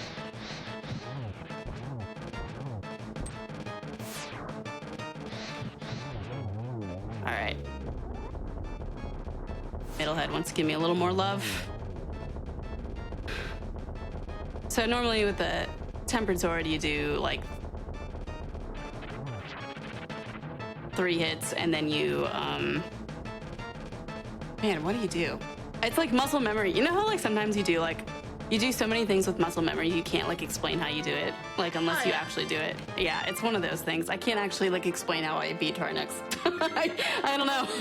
I don't know how, I can't explain how I'm supposed to do it, but it's only 3 hits, and I messed it up because I'm used to doing 5 hits instead, so. I think you got a chance here. I am showing about close to 145 right now. Okay. Your PB is what, like 154? 154.09, I think. Yeah. Could you PB from here? No, I don't know. I honestly don't know. I don't know. I'm saying no. I'm saying no, but apparently I don't you're think only about 130 behind your PB, according to the chat right now. I don't think I have a minute and a half to save in Ganon's Tower, sadly. That's fair, but that's still a heck of a run. Yeah. That's pretty good. I mean, as long as I'm sub 2, right? Like, that was the real goal. Like, I told you originally, I think when we were talking about this show, I was like 205, and that would have been way too much time. Yeah. And I mean, granted, the RNG could have been a lot worse, so I'm actually really surprised how well this is going given the RNG. Like, how close it still is, and me making a bunch of really silly mistakes. Me only being off the 130 is not bad. Alright, so that is our last heart piece. That was heart piece number 20. We are at full health, maximum power. Hey. But not quite maximum defense. As I said, we have to pick up that red mail, and the red mail is the last thing and the easiest thing to forget. No joke. Because normally you wouldn't pick it up. You would just, after you find the big key in Ganon's tower, you would just like mirror back to the beginning, back to the entrance, and then just climb the tower and beat Aghanim again, and then beat Ganon.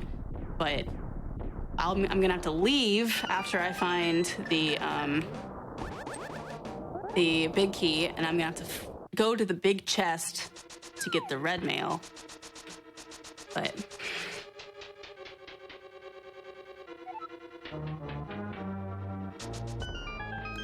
So where is the red mail specifically? Like, it is. whereabouts? We actually are like really close to the room right now, but it is after Ice Armos. So it's, wait, with the big key or the big chest? Sorry, what? The red mail. The red mail, yeah. The red mail is in the big chest, which is, like leaving the basement area. Where am I going? This is rando. I just did a rando thing. I'm so sorry. I was like, what am I doing in here, dude? Okay, there's all 4 bottles. We showed him. Okay. Oh my God, I'm panicking. I'm panicking. You're fine. You got this. No Just keep panic. going. Absolute. Oh my God, dude. I can't believe I just went and picked up the map chest. What the heck? I can't believe I just did that. It's got some character to it. Come on now. Oh, Lord. Have mercy. There's nothing wrong I with knew a I living shouldn't have character. played a randomizer today. This is such a bad idea. It'll be fine. Shoot. Okay, go right, Kelsey. Go right. Gotta think. See, this is really how Mercy Kill gets really close. Sky asks me questions, and then I get distracted and just start picking up extra chests. and then we're just building the hype. She's just doing it so discreetly. I get enough see. from comments as is. Come on, don't encourage folks. I'm just kidding. Absolutely not intended. I'm just being easily distracted. Oh, goodness. Okay, I was supposed to throw a bomb before that. Oops. We have silver arrows. Okay, red mail. Telling me twice. Red mail. Do not forget. Red mail. We have silver arrows. This fight is very easy. Nice. Okay, and we're gonna pick up this, which is what we need to go upstairs. And then we're gonna leave. And we're gonna do some ice skating. And then we're gonna ignore this room. And here's the big chest, which, oh God, that was a bad menu. All right, There's the there we red go. mail, purple Good hat, job. extra lag. Not from the mail, just from, I can just feel it from the sword.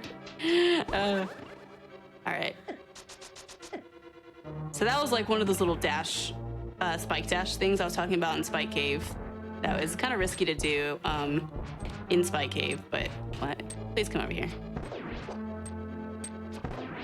All right, mimics.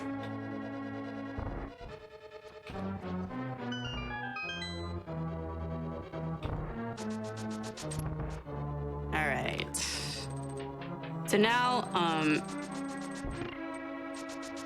we just need to climb the tower as quickly as possible. There's a little bit of RNG in what we call the gauntlet. So after this room, coming up right here, this is what we call Ganon Ball Z. Oh my goodness. That name. Because it's like cannonballs, but it's Ganon, but also Dragon Balls. Ah, okay. So, Are there over 9,000 of them? If there could be, if you waited long enough, honestly, probably. That room goes on forever. But also there's some RNG with what the enemies are doing here is just kind of sporadic. Yeah. This is just kind of gotta react accordingly. That wasn't too bad.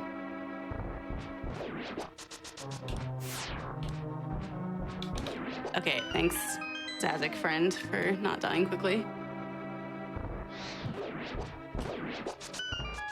Okay, let's see if I can get this land mollusk the first cycle.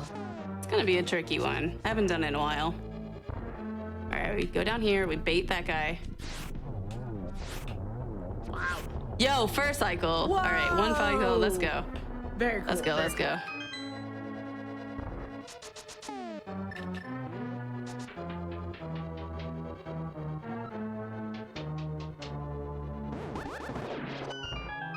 It's always a very satisfying room. If you've never seen the speedrun, you're like, wow, how did you do that? And it's like the easiest trick to learn. You just set down, block, deploy, block. That's it.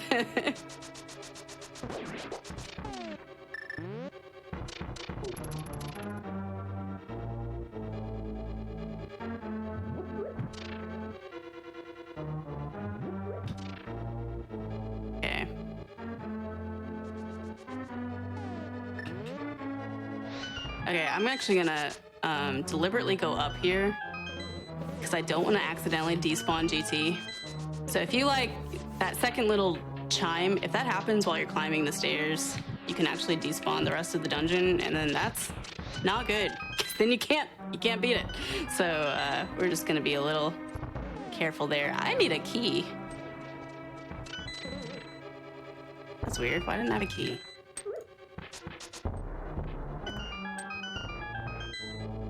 Alright, I'm gonna grab magic. Okay. Or just take 4 hearts of damage. That's cool. Alright, here's Moldorm. Back for round 2. This time. I was gonna say. There you go. Nice and easy. Yep, Gold Sword makes pretty easy work of him. If given that you don't get bumped off, right?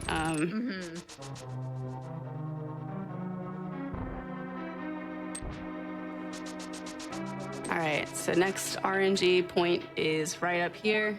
We are a little, we're not gonna quite PB. Yeah, my PB is coming up in like. Yeah, PB's coming up very fast here. Very fast, and we got a little bit here.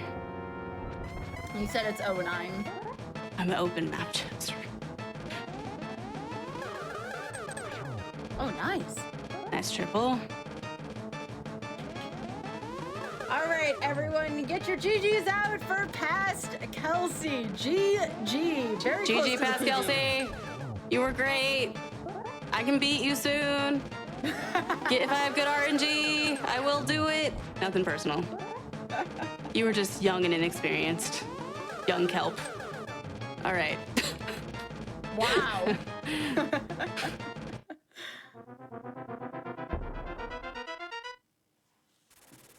All right, so Ganon should be a little Flashing. easier here with the silver arrows. Much easier. Oh, yeah, no, this fight drops like 45, like about 40 seconds with the silver arrows. If you have good warps. So in third phase, Ganon does this little warping around the room situation.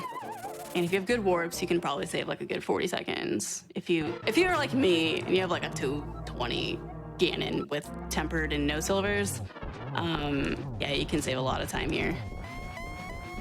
When I was playing this casually, I didn't have a problem with Ganon per se. I was having issues just falling off the sides. Yeah, that's legit. He, especially if you get hit by the fire bats or you get hit by him, I'm just taking damage also. So the game does this thing that's super annoying. Sir?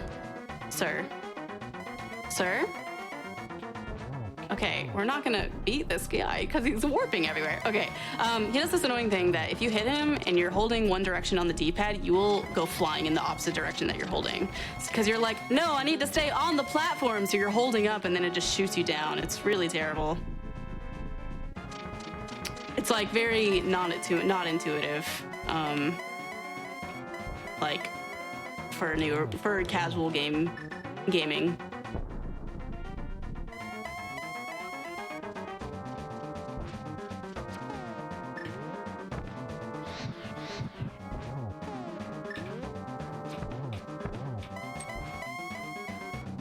Almost a triple. That's okay. Woo! Hey! That was actually really close to your PB. Wow. Yeah, that was pretty close. Within a minute and a half. I'll take it. With all the goofiness that happened, yes. Is that time? That was time, sorry. Yes. When I walked through, that was time. 156.22 is what I have. 156.22. Everyone get out your GGs for Kelsey. I'm so excited. What an awesome run. Thank you. That was super fun. Thanks for having me on the show and letting me do this silly speedrun that nobody speedruns because it's generally an unlucky time. I didn't see any unluckiness there. You really seem to handle especially the RNG aspects very well. Yeah, well, yeah, we did. Thankfully. Could have gone so much further. I can't believe we got first dig. That was just really the saving point. But yeah, 156.22. Can't be mad about it. Absolutely not. So, a couple of questions here before we close out here on Mercy Kill. So my first question is, would you recommend this experience to other runners? Mercy Kill? Yes. Yes. Oh my gosh. You have to have fun with your rusty speedruns. It's just primo content, okay? Like, if you're like, I'm a speedrunner and all I do is speedrun and that's what people come to see. Let me tell you that people want to see you do bad speedruns more. Okay? Especially in front of a large crowd. That's it. Like, I'm just kidding. But like, really, you should absolutely do Mercy Kill. It was a lot of fun. If you have like a super rusty run that you're like, I haven't done this in a few years and I want to see if I could beat a time, yeah, absolutely. That is awesome. And also, any last minute shout outs you may have. So again, folks, I'm gonna put the link in the chat one more time. That is twitch.tv/Kelpsey, KELPSEY, for those of you on YouTube. Please be sure to give Kelsey a follow. What an awesome streamer. Awesome content. Would highly recommend. Yep, Kelpsey on Twitch, Kelpsey _ on Twitter, Kelpsey.tv on Instagram. I post pictures of my dog. Who is somewhere. Juno! Come here, Juno. This is a great time to talk. Yes. We have time. You beat the timer. We have a few minutes for Puppy. Why not?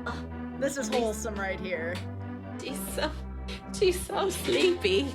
She's so sleepy. Oh my goodness. She's out, dude. She's wiped out. Hi, dog. She was cheering you on right at the end. Had to stay up. Yeah. Absolutely. Well, thank you for showing us all, Puppo, even if she is a little tired. It's all right. Yes, she's tired, dog. Aww. Well, folks, as we are closing out here, I do want to remind everybody our hotfix content is not finished for the evening. So coming up next, we will have Never Before Seen, and it isn't just any ordinary Never Before Seen. We coordinated today. We are going to be having on Adef with Breath of the Wild. I am super excited. Heck yeah. I know Adef is a good time. Adef is a good watch. Y'all should definitely stick around for that. Adef is a friend and a very, very entertaining dude. And real quickly also before we close out, tomorrow's episode of The First Step features a special guest, Amerlin, our one and only aimbot showrunner, where he will be teaching or dragging along Hobbs and Cage through the speedrun of Borderlands 2 starting at 7 p.m. Eastern. And that is going to do us here for Mercy Kill. I'm Skybills for GDQ Hotfix. Coming up next is Never Before Seen. Take it away, Amber Cyprin.